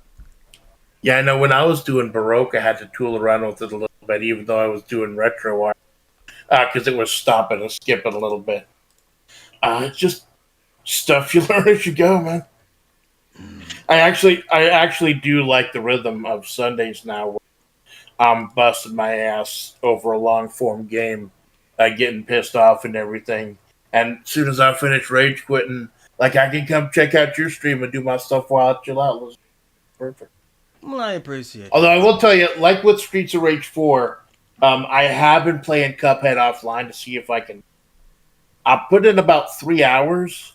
I've completed Olive Island 1, one of the chess battles from the DLC, 2 of the run and gun stages. So I got a quarter of the game in the pocket, but I have died 55 times. So there's that. I mean, Cuphead's a hard game. I don't blame you for it. Yeah, but it looks amazing. Like it really does. I'm gonna be pissed. I'm sure towards the end I'm gonna get pissed off, but it's gonna look amazing while I do it. Okay. Alright, well, that's gonna be the end of me. It's been good hanging with you, Splats. Just gotta do it again sometime. Absolutely, man. We could play some Red Dragon in some. I was looking for people to check that out, but I don't want to burn anyone. I'll be fine. Although I do want to make a house rule that for next time when we play Red Dragon Inn, we might have to. I want to put forth the idea of paying for drinks when we order them, because without that rule, there's no real cost. No one really exits by getting going broke. Yeah, I have in a couple games. It depends on the character you pick. Like Malone and I were playing offline a couple times, and there were times where I got down to 0 points, and a couple where I almost got to the end.